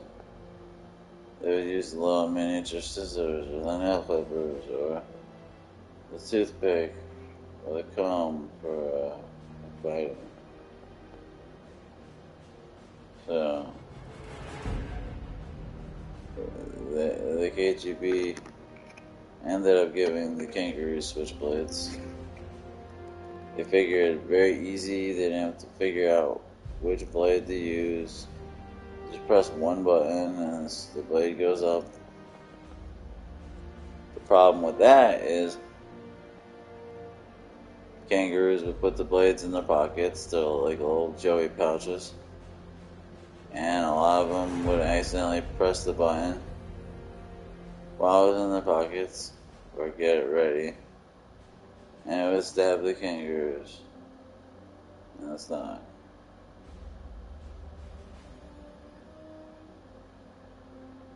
So, right here.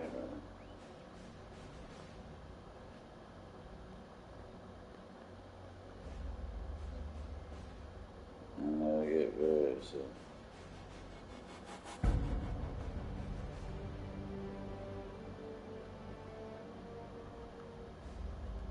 It was a sad day. Anyways.